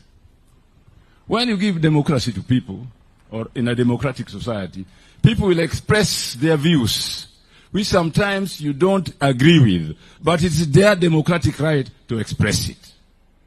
But after expressing it, there must be a point where decisions are made. That is why Nyerere said that democracy in African tradition was the elders sitting under a tree and talk until they agree. Today is the elders and everybody else sitting under a tree and talk until they agree. But we must agree. We can't have a society where after talking there's no agreement. And from those of you here who have come here and spoke for consensus, unity, that is very important for national development, but only after democratic discourse. Bwana Yesu asifiwe. Hallelujah. Asanteni sana. Thank you so much, Governor Professor Jothurwa untie. Jothurwa pod untie. Ane jomorwa ko President Dr. William Ruto Thurwa ka gibat. Ane jomorwa ko Baba Gwambo wenya lego gibat. Achaka ne jomorwa ko Minping Dr. Aida Odinga gibat. Ane jomorwa ko Prime Cabinet Secretary Musalia Mudavadi. Bas. Jobuli kreuru ka ngwaluonga Gwambo to nyakugo bul matin ka. Aya. Your Excellency, I also now want to make a few remarks as we go towards the close of this session and as I yield back the time. We are mourning today an African icon.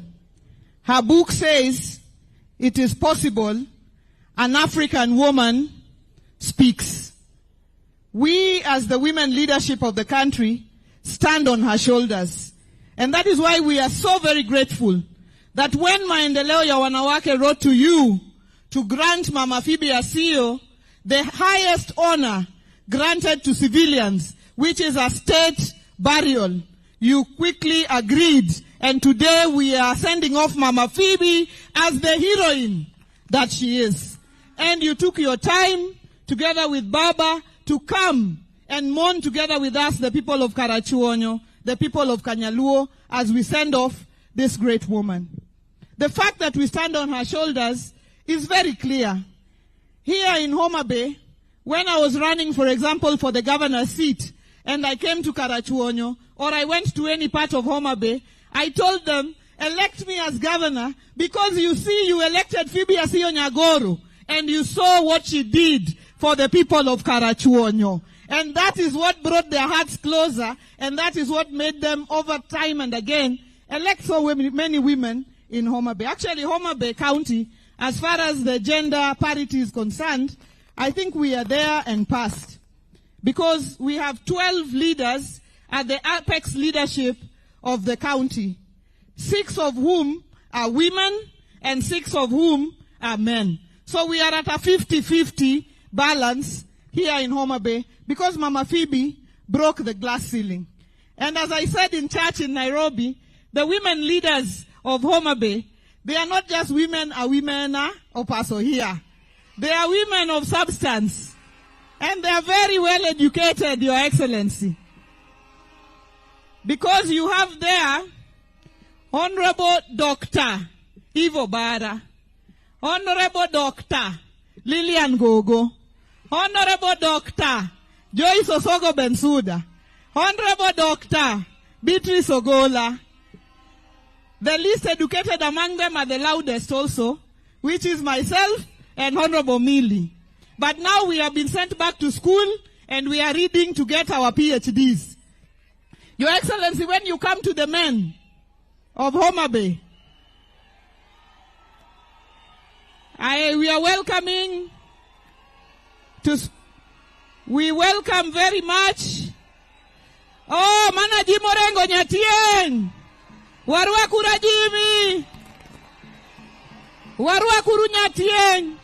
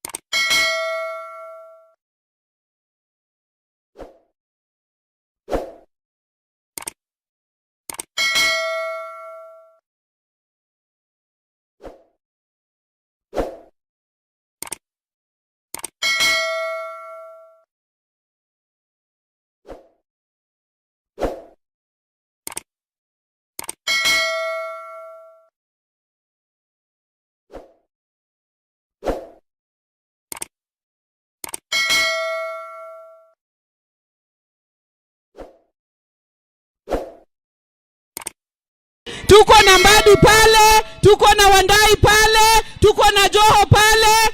Hiyo ndio labda inawakwarusa roho. Na ile siku, labda ile siku tutakanyaga nje, au watakanyaga wapi? Ndani. Kwa hivyo sisi tuko ndani na hatubabaiki na hatutishwi. Na yule ambaye anazungumza aelewe ya kwamba kama chama cha ODM tumekubaliana na hiyo ndio msimamo yetu. Nikimalizia, Your Excellency, today is a historic day because jothurwa gimoro timore malich samoro pokunene. Ungeni wasebedo ka wagore ne piny. Tugeni jowa mang'eny be osebedo ko negi moko seinyore. To kawuono jatelo gi baba ondiko no ket task force ma ndalo 120 idhi chul jomohinyore gi jomotho pesa mora mondo gimbende gibed ni ginyalo yudo konyruok. Today is historic because since the beginning of this country we have had many reports, and the reports have always spoken about compensation, but nobody has ever implemented those reports. But today, His Excellency the President, together with Baba, under the 10-point agenda of our MOU, have created a framework for compensation of all those who have been injured or died during protests in this country since 2017. It has never happened. It is historic. Na wale ambao wanaongea wataongea, lakini sisi tunajua Kenya inasonga wapi mbele. Asante sana. Niliongea kidogo ndio Governor Orengo achukue pumzi kidogo, lakini sasa nataka nimwalike aseme mambo machache.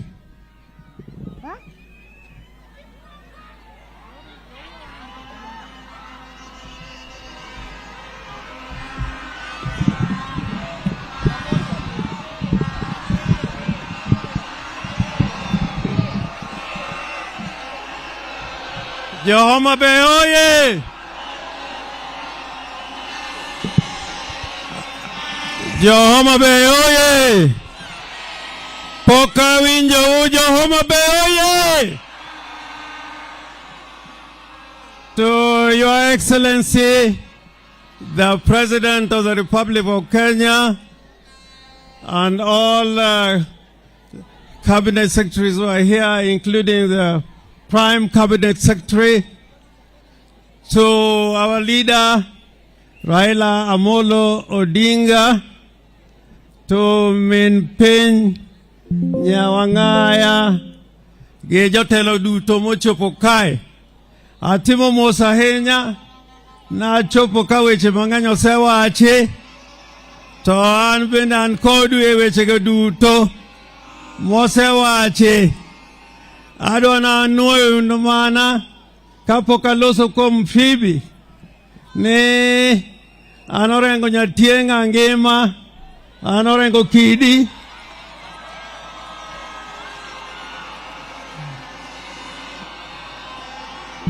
onge kamadhiye koreka roch braj. I want to say a few words because this is a very solemn occasion. This lady here, I can say honestly, if we trace back to the movement for human rights and talking about women's rights being human rights, Phoebe Asiyo was ahead of her time. She started that struggle before independence and continued with it. I can say that I'm one of the few people who are privileged to have served with Phoebe Asiyo in Parliament. At the time when Phoebe was first elected in Parliament, it was a very difficult time for women leaders to be in Parliament. I know now Homa Bay has taken the lead. We have more women elected in Homa Bay County more than anywhere else. And this is a great testimony to Phoebe Asiyo. I knew at the time when Phoebe used to take up very serious issues in Parliament. The Parliament at that time, those who were there with me at that time, there were so many male charlatans, many male chauvinists, and many male misogynists, and would not entertain women being leaders in Parliament. And for that matter, I honor her and I thank the state for giving her such a wonderful send-off. But one thing that I wanted to say in conclusion, there's a trend in Kenya where we are very shy at rewarding heroes. We remember them when they die. But when we think about their role, particularly those who have fought very hard for independence in this country, they have not given their rightful place in the nation called Kenya. If you think of Jaramogi Oginga Odinga, who said, no Kenyatta, no Uhuru without Kenyatta. But as we speak today, there is no national monument in Nairobi named after Jaramogi Oginga Odinga. And that is a trend in this nation that we must correct. In this county, I can tell you, without fear of contradiction, the person who brought UNEP to Kenya is Odero Joy. There's a time when you had any leader coming from abroad, the first person they would ask you about is Odero Joy. We have all forgotten about Odero Joy. So I ask the leadership that are here, let us try to remember our leaders who have fought for hard, including Tom Mboya. I'm very unhappy that Mboya's monuments are only here in Homa Bay. Mboya should have been named a big thing in Nairobi. And Mboya played a significant role.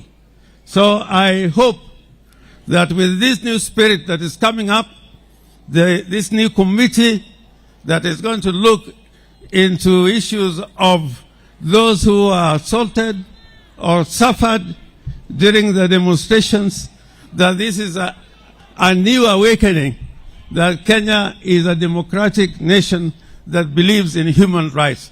Thank you very much. Erukamana Nyatieng. Allow me now to invite Her Excellency Canon Dr. Ida Betty Odinga Menping. Karibu Menping.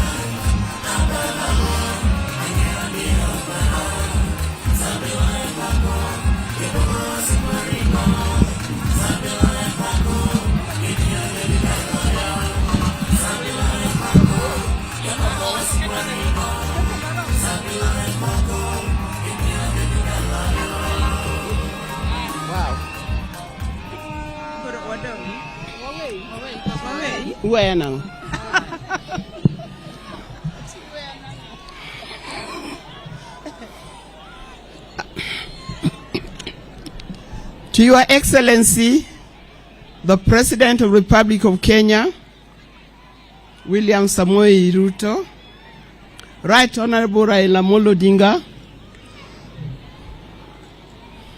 the leadership of the church, the family, all protocols observed, ladies and gentlemen. Amoso nukwe uru. Okwe uru. God is good all the times. That is his nature. Now, as I stand here, you can see I've been escorted by great women of Kenya. I'm sure they were introduced earlier on, and therefore I don't need to introduce them again. But I'm happy. Today, we've come to celebrate life. We've come to celebrate the life of Mama Phoebe Asiyo. Mama Phoebe Asiyo is somebody who is known and who was loved by most of us. Maybe I say all of us. When I was young, mineka urukwe matin. Wabro wacho katagidholuo ubro winjo bende. As we were growing up, we used to look up to Mama Phoebe Asiyo. And we used to say that when I grow up, I would like to be like Mama Phoebe Asiyo. Now, some of us are grown up now, but I don't know whether we are like her or not. Mama Phoebe Asiyo was an icon. Mama Phoebe Asiyo was a role model. Mama Phoebe Asiyo was the first in many fields. We learned a lot from Mama Phoebe Asiyo. I know everybody has got something to say, personal relation with Mama Phoebe. Let me just tell you something. At the event of multi-party in 1990, 91, 92, I had not met Mama Phoebe Asiyo personally, though I was a great admirer of Mama Phoebe. And one time, you know, that's the time when things happen. So many things were happening. For those who don't know, I became jobless, and I decided to go and work in the office of the opposition leader, and the opposition leader that time was none other than my father-in-law, Jaramogi Oginga Odinga. So as I was working as an office manager and everything in that office, one day he called me around 10:30, and he told me, "Can you go and get for me Nyagoro? I want to have lunch today with Nyagoro." Now, Nyagoro is another name for Mama Phoebe Asiyo. I had no idea who was Nyagoro. I kept on asking people, who is Nyagoro? And Mzee wants me to bring Nyagoro here in 2 hours' time. When I went round, there was one confidant of Jaramogi called Luko Bok, told me that is Phoebe Asiyo. Then I said, where on earth would I find Phoebe? He gave me the number, and I called Phoebe, and Phoebe came, and that was the first time I met Phoebe, and that was the beginning of my relationship with Phoebe. It was a great meeting. Phoebe was doing many things, but I took Phoebe as my personal mentor. And anything that I was doing, I would consult with Mama Phoebe.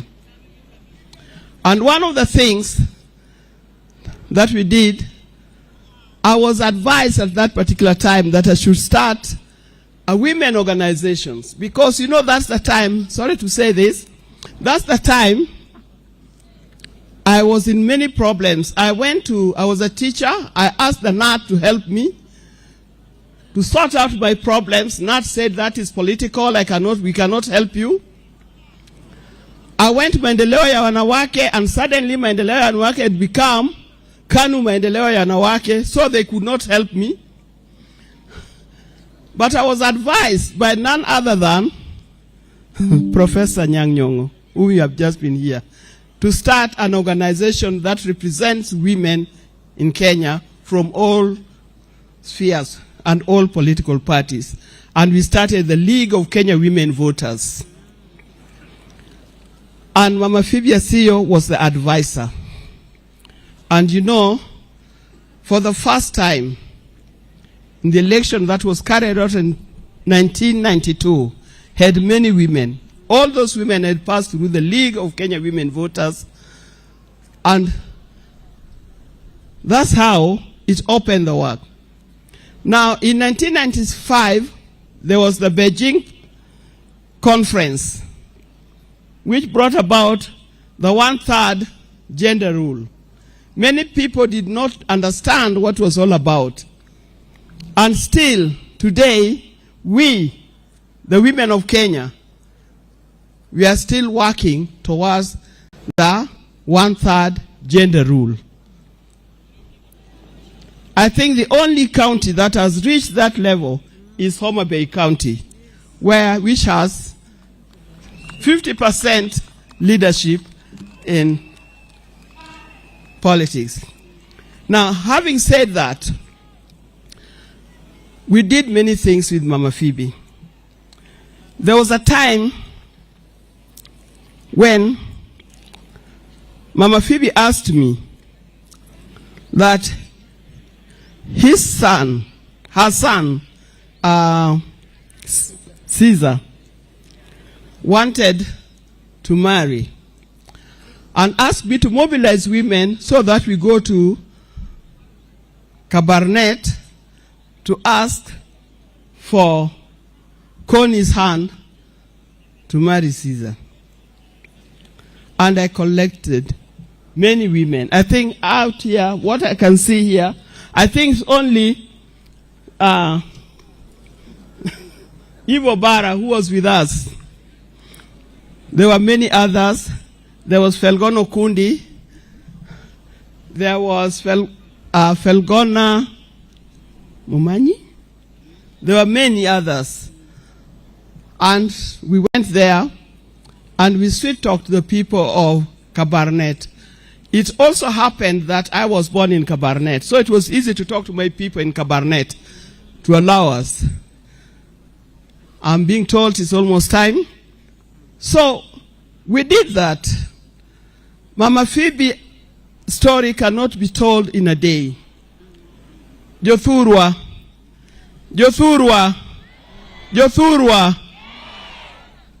Sigan Mama Phoebe bor. To wabro romo chieng moro. Wabro romo. Mondo ywag Mama mondo ywage maber. Mondo wach weche duto mwadwa wacho. Mondo anene kwa nyalo bedo. Nwa nyalo follow. Wanyalo luwo bang Mama Phoebe maber. Mondo anene kwa nyalo medo. Joma mine etelo mar piny ni.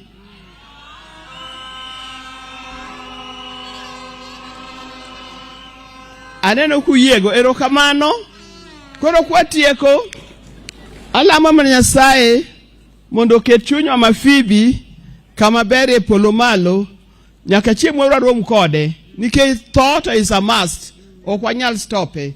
Gima tin go erokamano kuom biro mondo akaw nya goro ke wuodhe mogik e pinyni. Erokamano mad Nyasaye gwedhu.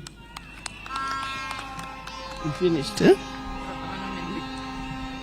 Yeah. Aya, erokamano ahinya min piny. Thank you so much. Wapamne min piny kodok. Asante sana.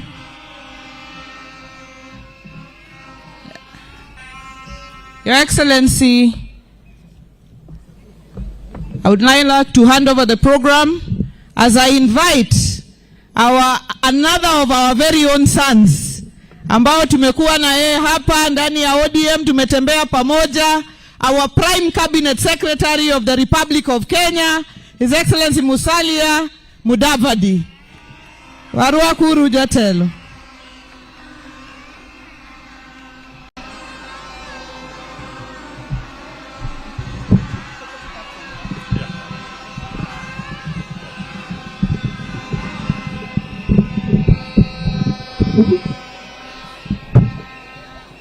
Asante sana Governor Gladys Wanga.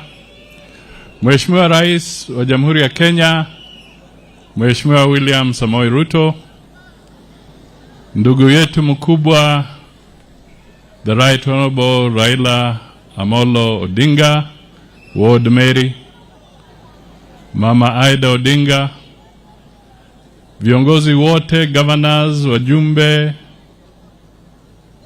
waombolezaji. Ujumbe wangu wa kwanza, Mheshimiwa Rais, utaenda kwa familia na jamii ya Mama Phoebe Asiyo, wakiongozwa na rafiki yetu Asiyo. Kwa niaba yangu binafsi na kwa niaba ya mke wangu Tesi, natoa rambirambi za kiroho kabisa kwa familia yote kwa jumla ya Mama Phoebe Asiyo. Yangu yatakuwa machache sana kwa sababu nataka tupate nafasi tusikize viongozi wetu ambao wako hapa. Lakini nitaomba ruhusa niseme tu mawili, Mheshimiwa Rais. Kwanza, nataka nizungumze kuhusu broad-based government.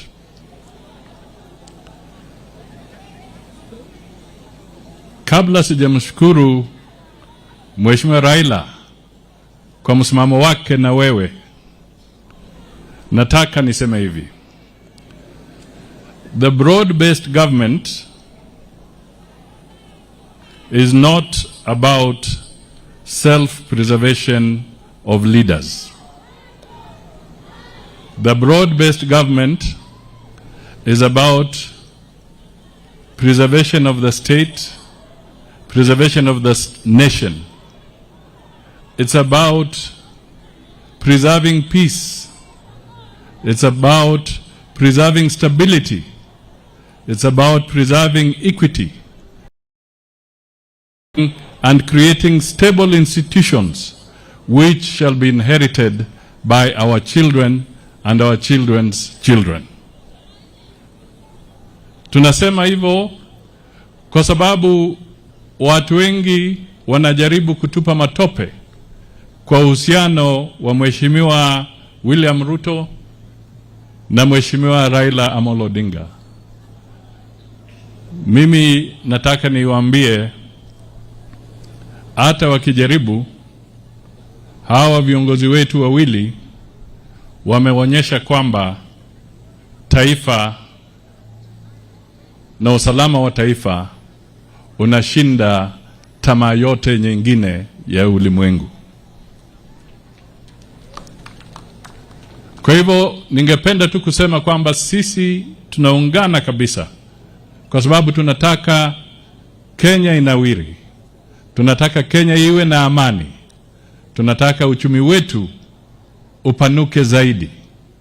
Na ndio kwa sababu sisi tuko kwa huo msimamo wa kusema tunataka broad-based government na tunataka inclusivity katika taifa letu. Ukiona mtu anatembea kule, anauza ukabila mpaka hata wenyeji wake wanaanza kumwambia tumechoka, basi ujue sasa huyo jamaa siasa yake duni imeanza kufika ukingoni.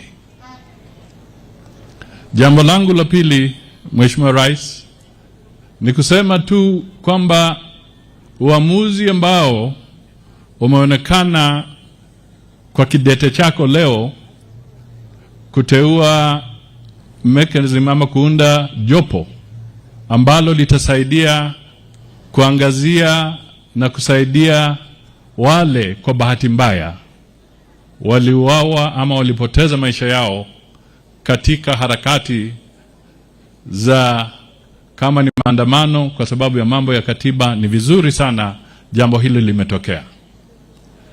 Na Mheshimiwa Rais, ningependa kusisitiza kwamba Kenya wakati huu muhula wa 2025 hadi 2027, Kenya is a member of the Human Rights Council of the United Nations. We have a seat there.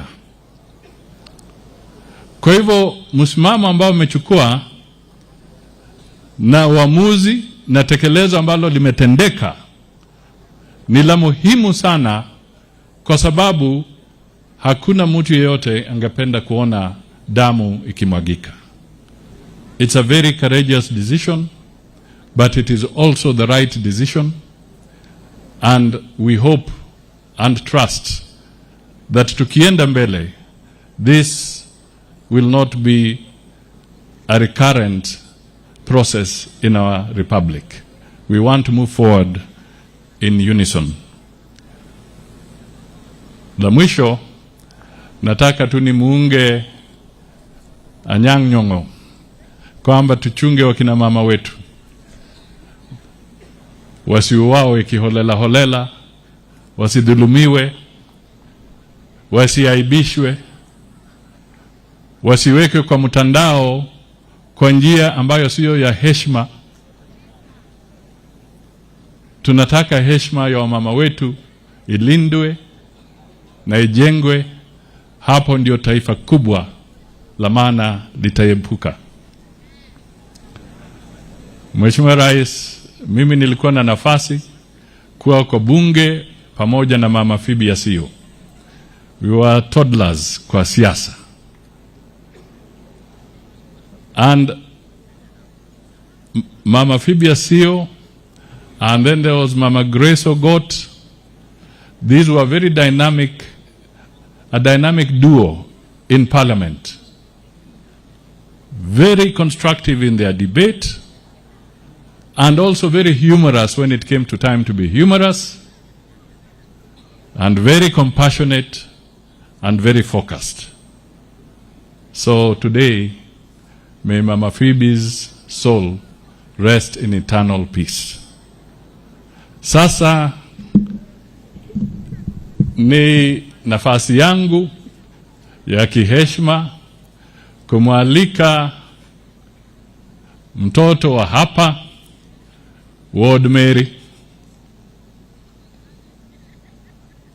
kwa sababu nimesikia Gladys Wanga akisema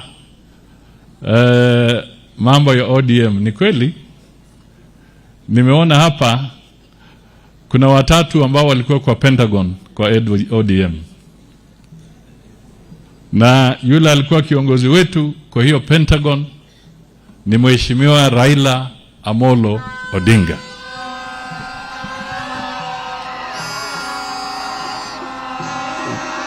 Sasa nataka tuchukue fursa hii tumsimamishe Mheshimiwa Raila Amolo Odinga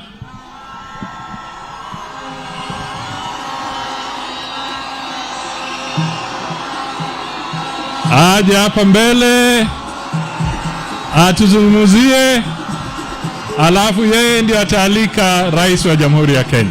Asante.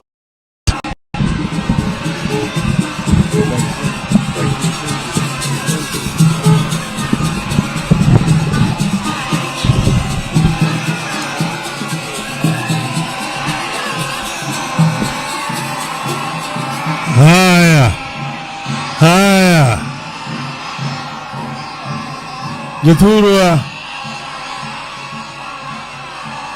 Jothurwa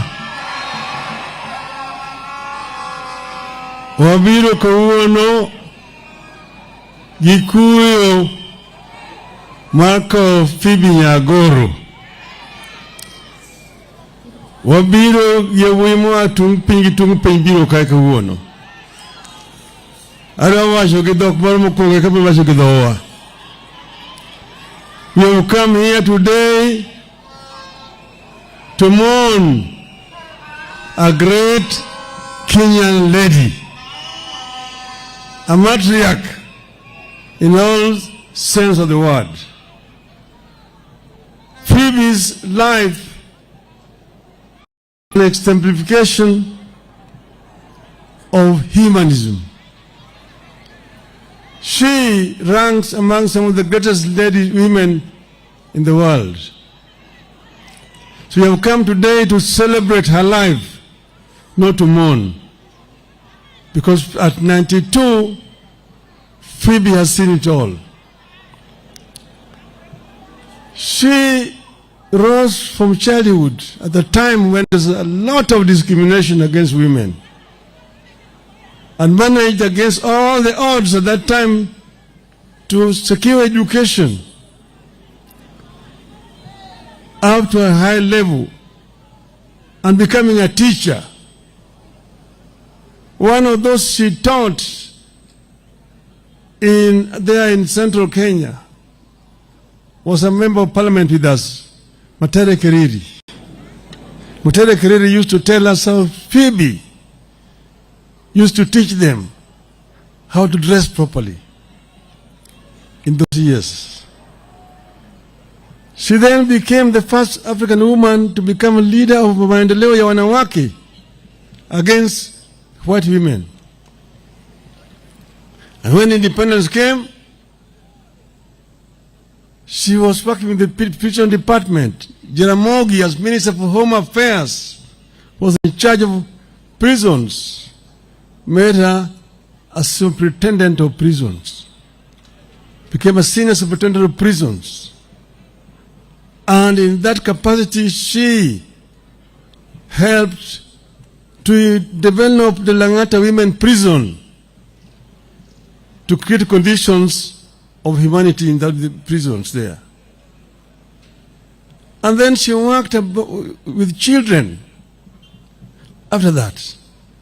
She worked with children and promoted the development of children, orphans, children which were disabled, and so on. That is another contribution that Phoebe made. And then she became a politician. And as you have been told, if you go into the Hansard, you will see Phoebe's contribution in Parliament. When she stood to talk in Parliament about women's rights, you would sit down and just listen and cheer her. She was very passionate about women's rights. She elevated women's issues to the national level, and she was fearless. Phoebe was also compassionate. Oburu has told you the relationship between us, our family, and the family of Phoebe. Jaramogi and Phoebe's father, the late Pastor Joel Omer, were the founders of Luo Union East Africa. Jaramogi became the first Kir. Joel Omer became the deputy Kir. Late Mr. Adano Tuko became the Secretary General of Luo Union. And it is through Mr. Joel Omer that Oburu came to study this other side of Nyanza. We used to meet Phoebe in those years when she was young. And therefore, Phoebe is like my elder sister.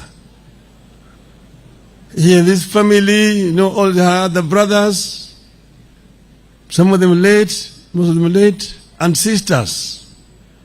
We are family with the Omers. But Phoebe has also several connections here. Her grandmother came from another clan of Karachuonyo. She herself lived in another clan of Karachuonyo. Then she's married to another clan of Karachuonyo. And that's why when she decided to come into politics, she was unbeatable in Karachuonyo. She stood against Okikamayo and won. Amayo appealed, and there was a by-election here in Karachuonyo. We came to Karachuonyo here with Orengo Jimmy here. Kajiwad Gadongo. Asoko Jaka John. Here, Phoebe's symbol was the house. And that by-election was contested. It was a serious by-election because the entire government machinery was supporting Okikamayo.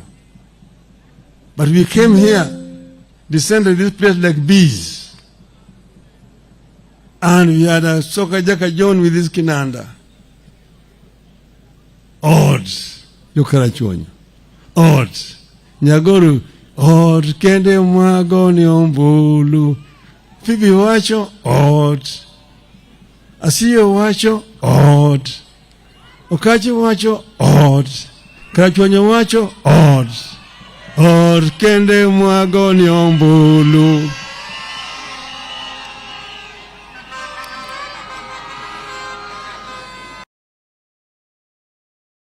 Resoundingly.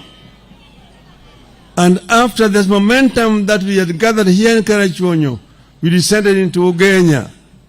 There was another by-election in Ugenya. And that by-election again, we put Orengo Simba.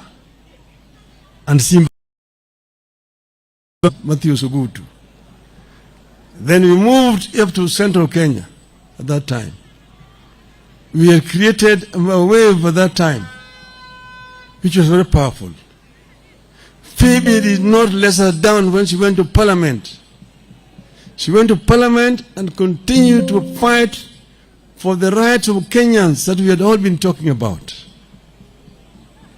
Later on, we would join with Phoebe in 1992 in Ford, Kenya. And she became a member of Parliament for Karachuonyo once again. And we were there together up to 1997. Jaramogi died when we were together with Phoebe. And Phoebe was one of the people who actually held my hand at that time and asked me to forget what had happened and to move on. She was one of the people who consoled me at that very difficult time.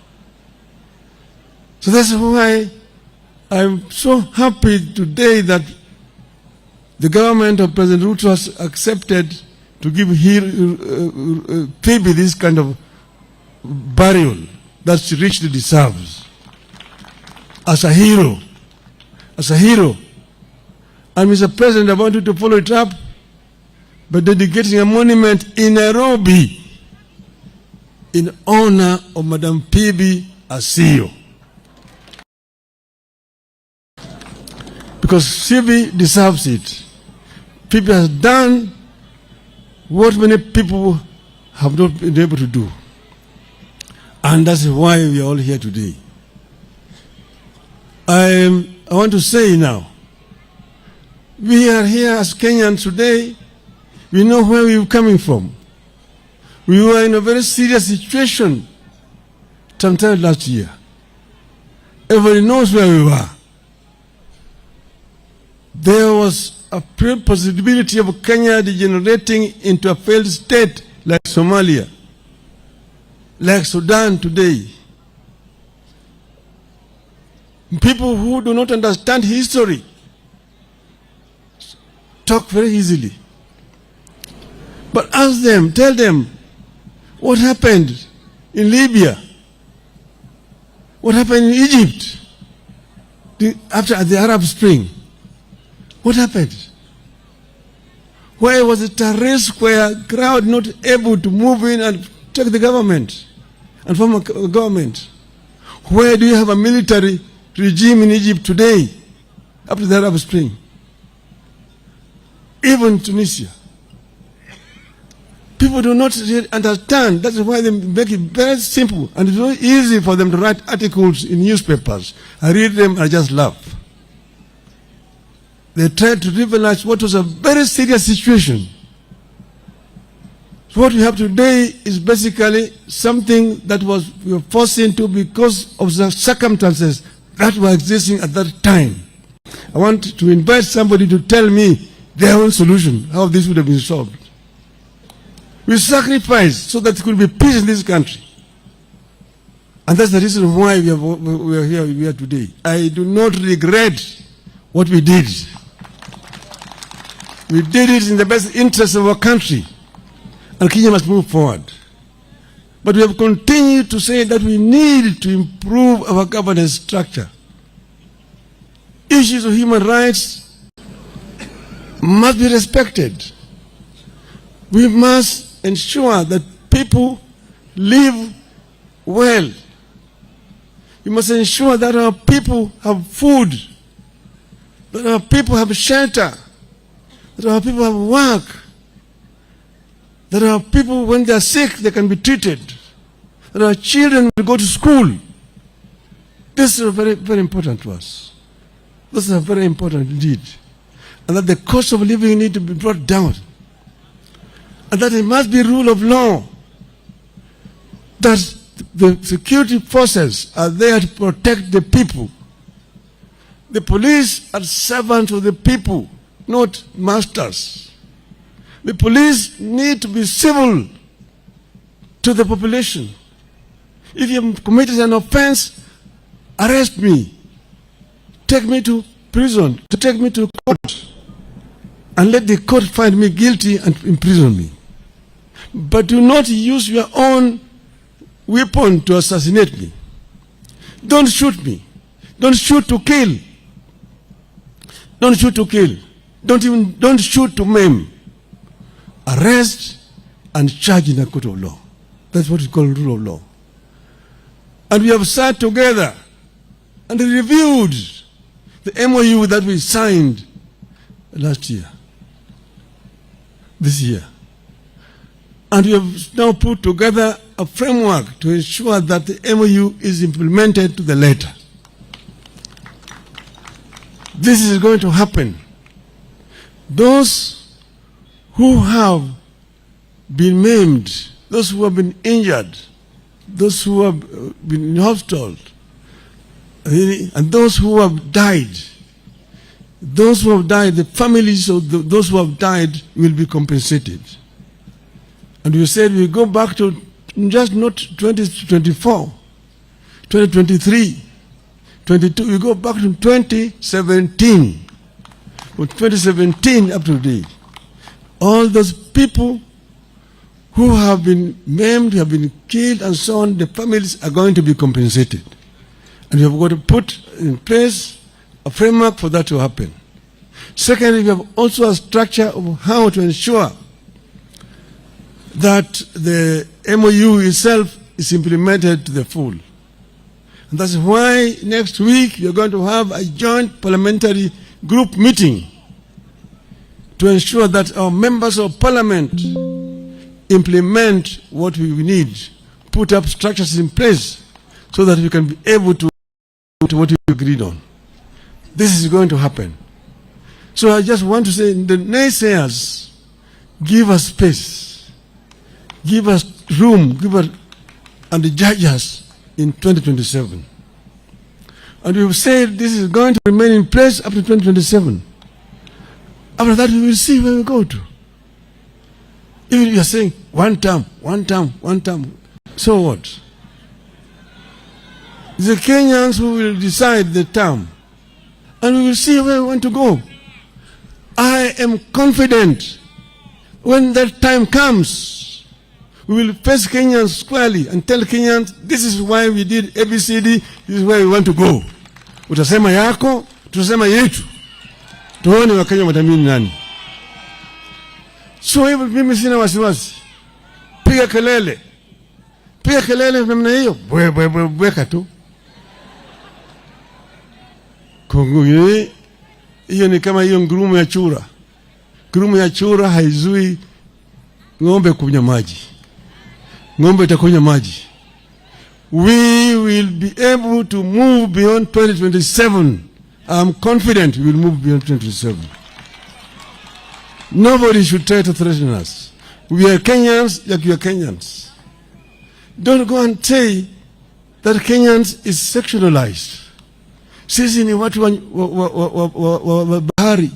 Sisi ni watu wa ziwa, kanda ya ziwa Victoria. Sisi ni watu wa bonde la ufa. Sisi ni watu wa milima. Sisi zote ni wa Kenya. We are all Kenyans. All and every Kenyan matters. It's not a question of blood relationship. Oh, you're our cousins. You're our cousins. You're our cousins. So those are your cousins. Those who are not your cousins, what are they? Are they not Kenyans? Are they not Kenyans? Don't tell us also that there is the government has got shareholders. Watu wengine wako na share mingi, wengine wana kidogo, wengine hawana shares. Then why are you collecting taxes from those who don't have shares? Why do you tax them? You collect shares, money from them, and you say they don't deserve services because they did not vote for you. Shame on you. Shame on you. We want to live a civilized society in a civilized manner, in a humane manner. We want Kenyans to be proud as Kenyans. Kenya is a great country. Kenya is a great country. Kenya can transition to a first world. There's no reason why Kenya cannot move the way Kenyans equivalents have done. We can do it when we create enabling environment for Kenyans to thrive. Kenyans can excel. I've seen Kenyans excel elsewhere. I've seen countries much poorer than Kenya transition and become first world. Korea is one. Vietnam was bombarded by Americans for many years. Nobody believed that people remaining in Vietnam. Today, Vietnam's economy is up there. Energy consumption in Vietnam today is 70,000 megawatts. Kenya is only 3,500. We will go that route. There are many things that can be done here. When we sit down and plan properly, Kenya will be able to take off. Mr. President, we had Vision 2030. This has not been followed very well. As we now want to work with you, we want to ensure that we bring Vision 2030 back on the table. We also revive the NESC, National Economic and Social Council, so that all those flagship projects that we coined during that time can be revived and make sure that they're all moving together, going in the right direction. This will help us as a country. So I'm saying this as just a Kenyan patriot who is thinking about Kenya. Kenya number 1, Kenya number 2, Kenya number 3. This is where we are. At this juncture now, I also want to congratulate Harambee Stars for making us proud twice. Making us proud. Harambee Stars are showing what other Kenyans do not know exists. And this is the spirit that we want to continue to hail. So, Yathurwa,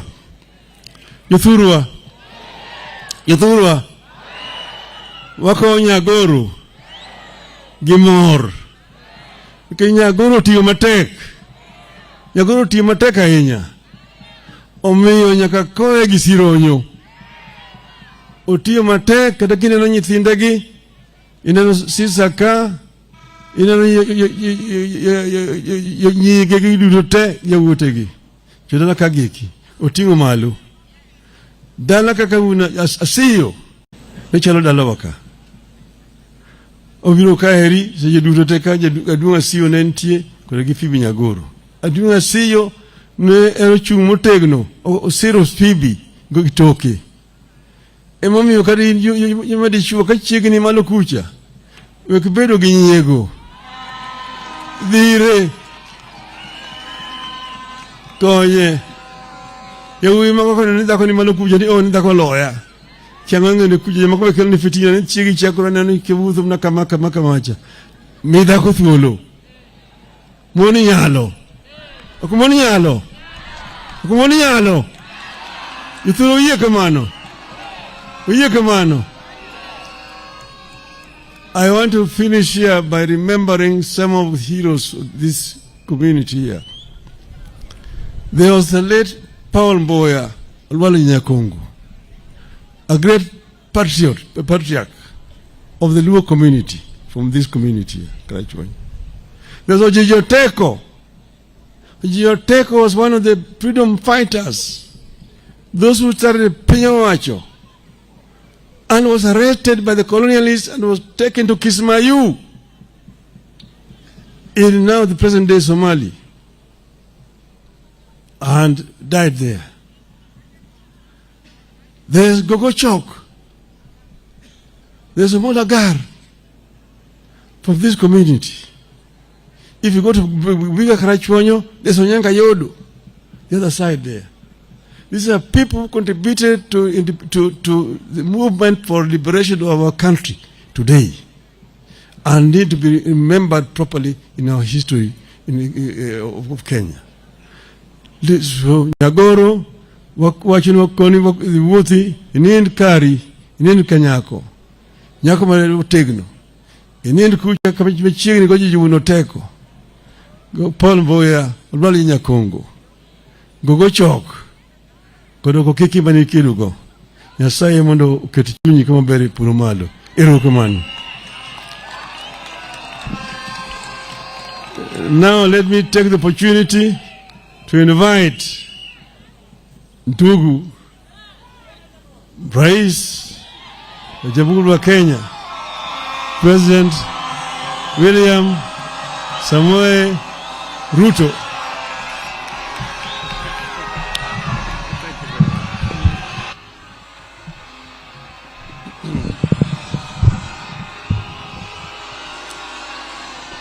Asante sana.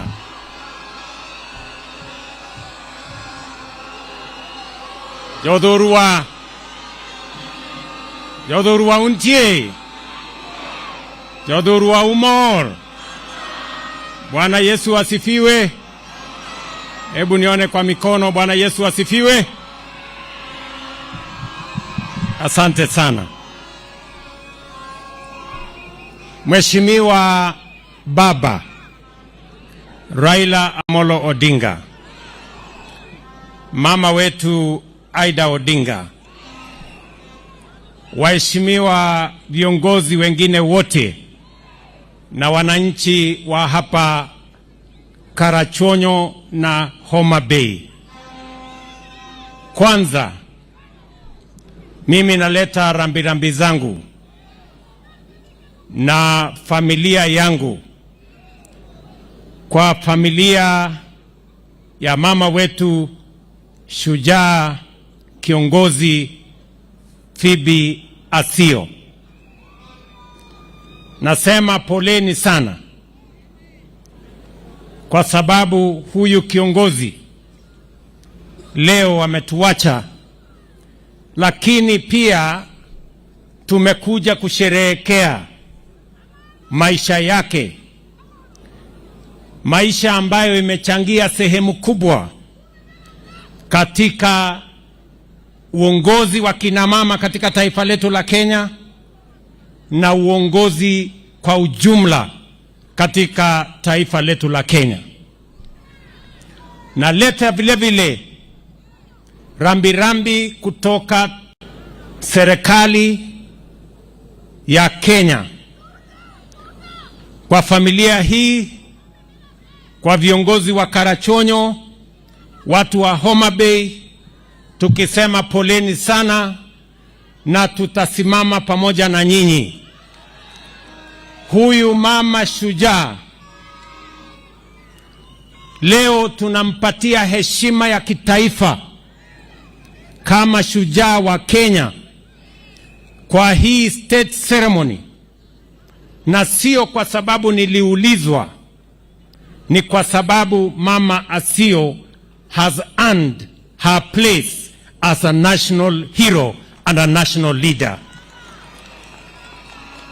We remember very well that Mama Asiyo became the first Kenyan leader of maendeleo ya wanawake. Today, we have a legacy of women leadership in Kenya. Today, here in Homa Bay, we can see what her mentorship, what her leadership, what her influence has brought in women leadership, not just in Homa Bay, but also in the Republic of Kenya. And therefore, she deserves her place as a national hero. And I agree with the Prime Minister that she deserves her name to be put in a prominent place in the annals of history and in a place of pride, both here in Homa Bay and in Nairobi as well. Tutaanza na hapa Homa Bay. Nimeulizwa ya kwamba shule hii ambayo inaitwa Wikondiek, nimeulizwa na mbunge wenu ya kwamba hii shule ambayo inaitwa Wikondiek ibadilishwe iitwe Mama Asiyo Secondary School, na nimekubali ya kwamba hiwe hivyo, because this great Kenyan lady deserves her rightful place as a national hero, beginning from here at home in Homa Bay. Ile ingine tutafuatilia na kule Nairobi. Ndugu zangu wananchi wa Homa Bay, Mheshimiwa Raila Amolo Odinga, Mheshimiwa Baba, ameongea hapa as a patriot, as a Kenyan committed to the progress and success of Kenya. I was also almost tempted to say that I have nothing useful to add. He has said it all, and he has put it well. Your Excellency, the Right Honorable Raila Odinga,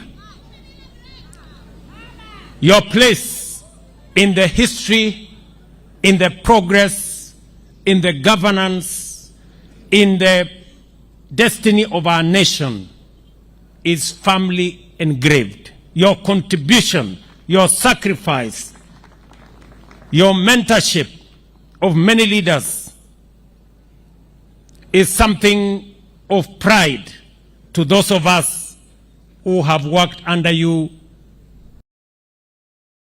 political journey. And I want to say, listening to you today, I am persuaded that this nation, and I associate and I agree with your commitment and your conviction that Kenya is a great country, because it is a great country. It is only that some do not understand the potential and the greatness of this nation. Because of your commitment to this country, today you have assisted me to put together the broad-based government, a government that brings all communities, all regions, all parts of Kenya in an inclusive manner into one administration that does not look, that does not seek to preserve any leader, but to preserve the destiny and the place and the stability of the Republic of Kenya. And I want to say this in this very solemn occasion, that because of the coming together under this broad-based government, because of the Honorable Raila Odinga working with me to put together this broad-based government, Kenya has a date with destiny. Kenya has a historic opportunity to change the place of Kenya and to elevate this country to the next level. To unite this nation beyond community, tribe, region, or religion. And to forge that unity so that we can transform our economy, make it inclusive, deal with the challenge of unemployment, create wealth to get rid of poverty, transform our agriculture so that we can eliminate the shame of hunger, create products for exports, and expand our progress and our prosperity. Transform this nation in a very meaningful way. And I want to say that today, as has been said by Baba, we are committed to taking this country to the next level. And it is the reason why we signed the 10-point agenda. And I want to commit that as the head of the executive, that 10-point agenda will be implemented to the letter. The journey towards the implementation of that agenda began. And that is why, because we were very clear about the place of devolution, we not only have paid all the monies that were due by the end of the last financial year, we are also committed that even without the necessary legislation, on Monday, Treasury is going to release the resources for our counties for the month of July. We have also set in motion the discussions on how to enhance allocations to our counties, as we demonstrated in the last budget, where we added an extra 30 billion shillings to our counties. And that is the trajectory that we have agreed upon. As been said here, we have also put together a 5-member committee to make sure that our administration will implement not just the 10-point agenda, but all the other agreements that we have agreed so that we can transform this nation. Let me also say that as part of the implementation of the 10-point agenda, today I set up the infrastructure and the mechanism to pay and compensate all those who lost their lives, those who were injured, those who were hospitalized, as part of healing our nation, so that we can bring our nation together and forge and focus our ideas, our energy, and our focus in taking the country into the future. Let me also say that as part of this momentum, Baba and I have agreed that we will also make sure that the agreements we have signed under the 10-point agenda and all the other commitments that we have made on devolution, on implementing NADCO, on implementing all the other programs, will be undertaken by making sure that our parliamentary groups are aligned so that they can assist us process the necessary documentation, pass the necessary legislation, and provide the necessary funds for us to be able to implement the commitments we have made. And therefore, I want to say on this occasion that we are not doing trial and error. This is not an exercise of guesswork. We know where we've come from. We know the risks our nation has gone through. And we know what we must do and where we must go so that we can secure the peace, the stability, and the progress of our nation. Let me conclude my remarks by saying that while in Homa Bay today, leaders here have asked that we focus on the development of the nation as we focus on the development of this county. Let me commit that we have provided in this year's budget enhanced resources for the development of this county. I am aware that this county and this region requires affirmative action, because for a very long time this region has not benefited from the resources and the development of our country as other regions have. It is the reason why we have enhanced the budget, for example, for roads from about 500 million last year to 3.2 billion shillings this year, and another 2 billion shillings will be allocated in the short term, so that we can bring back all the contractors for all the roads that had stalled. I want to commit to you that all the contractors are back. Those which are not back, they will be back.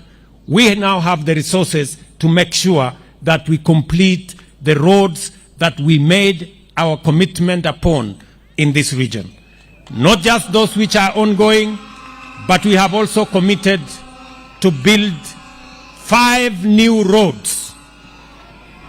We have committed to build 5 new roads in Homa Bay County as part of the process of affirmative action.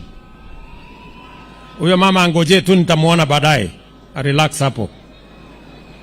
As part of making sure that we build the necessary infrastructure to underwrite and to form a foundation for the progress and the development of this county and our country, Kenya. This tall man, Mheshimiwa Adipo, has mentioned some of the roads that we already agreed. I want to tell the people of Karachuonyo, ile barabara mulituambia na huyu bwana Odipo ama Adipo, huyu mtu mrefu, barabara ya Namba Karabuok Adiedo, hiyo barabara contractor yuko hapo na barabara.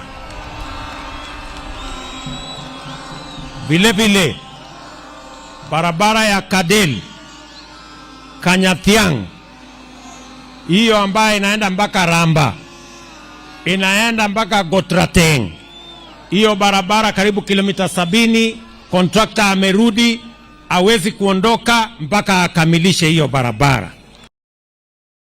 Na zile barabara zingine ambazo nimesema tumeongeza pesa ya kuzitengeneza, kwa sababu mambo ya ujenzi wa barabara katika hii sehemu ilichelewa. Vile vile najua ya kwamba watu wengi katika sehemu hii hawajapata stima, na ndio sababu tumeprovide pesa shilingi bilioni 2 kuunganisha stima kwa wananchi ama manyumba ama households 20,000, kazi ambayo inaendelea kutoka sasa mpaka Disemba. Tutakuwa tumeunganisha nyumba 20,000 hapa Homa Bay as part of bringing every part of the country together so that we can move together as a nation. Mimi nataka niwashukuru watu wa Homa Bay katika program yetu ya kuhakikisha ya kwamba kila mwananchi anapata matibabu. Watu wa Homa Bay mumejisajili, nyinyi ni county namba 13 kwa Kenya mzima kwa kujiandikisha kwa mpango wa SHA. Mimi nasema pongezi Governor Wanga, pongezi government ya hapa Homa Bay, pongezi watu wa Homa Bay, endeleeni hivyo, na tunataka kila mwananchi ajisajili ndio tuhakikishe ya kwamba mambo ya afya sio starehe ya watu matajiri ama watu wanaoweza, ni haki ya kila Mkenya bila ya kujali uwezo wao wa kifedha. 533,000 people in Homa Bay are now registered SHA. And as I said yesterday, and I want to repeat it here when I'm in Homa Bay, mwananchi aende hospitali pale level 1, level 2, level 3, level 4, outpatient, atibiwe, apatiwe dawa na asiulizwe pesa yoyote, aende nyumbani, kwa sababu serikali ya Kenya tumeweka pesa ya kuhakikisha ya kwamba matibabu ya wananchi iko sawa sawa.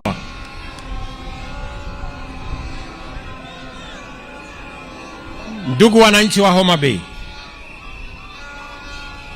mbele yetu hapa amelala kiongozi mama, shujaa wa taifa letu la Kenya. We are sending her today in a state funeral because she made a contribution to the Republic of Kenya. And as we do that, let me also say that on the issues that the Honorable Adipo mentioned, amesema ya kwamba mnahitaji madarasa katika shule yetu hapa, na shule hiyo inahitaji basi. Kwa heshima ya mama huyu, mimi nitahakikisha kwamba madarasa hayo yamejengwa na basi hiyo imeletwa kwa shule yenu hapa. And finally,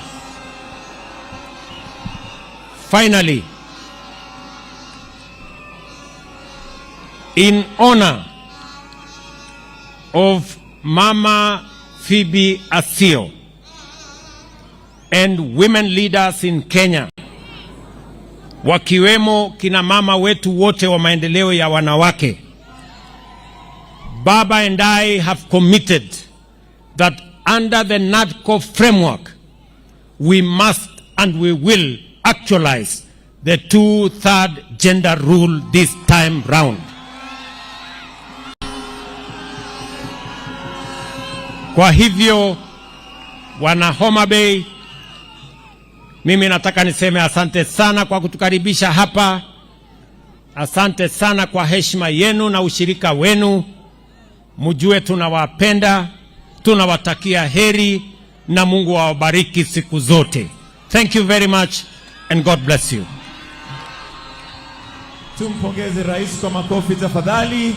Asante sana Mheshimiwa Rais kwa hotuba yako, na naomba tubaki